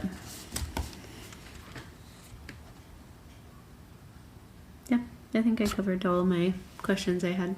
Okay. Then I usually end with just kind of saying, like, what would it, like, hearing, like, what you know about me and kind of my beliefs and where I'm at as a Christian, right? Would you consider yourself a Christian or a Catholic, or would you say those words, or would you be like... Undecided. Undecided, yeah. Okay. Kind of grow up Catholic, not really undecided. So what would it take for you to jump over that fence? Like, would you have to have, like, a personal experience? Like, would the Lord have to kind of do something in your life that was just undeniable? I think no. I hope no. Okay. I hope that something wouldn't have to be proven to me, like, in order for me to, like, make that faith stronger. Okay. Right. But, I mean, I think that would help. I think it would mostly just take, like, my own initiative, like, to do better and learn better and become more connected myself. Okay. So you feel like it's something you need to kick into gear? Personally, yeah. Okay. Well, let's go, huh? No. I don't think we want to go on that part. That's a whole mess in there. Yeah. So it's like, well, maybe this will give you initiative then. Maybe you'll... There you go. You'll get in there and start, figuring stuff out. I think it also relates to, like, my shyness too, though. Sure. Right. Let's say you went home and you're like, hey, Aaron, let's go to church Sunday. That's going to be hard for both of you. Because you're going to be going into a place where you don't really know anybody. Yeah. Like, even if you came to our church, like, you know us. Yeah, but we're and maybe not you'd going to be, like, hanging us. out and conversing, like, through the whole, like, Yes. But people would see that you were new, and they'd probably be coming up to you, oh, hi, I'm so-and-so. Or that part where they would say, oh, why don't you turn and greet your neighbor? Oh, I hate that part. So I was like, oh, Right. So, and especially, people that are kind of shy and awkward in those situations, it's not easy, so. And I think we both would be really bad at that, That's what I'm saying. Yeah. Yeah. So I think that's always been probably, like, the biggest hurdle. Right.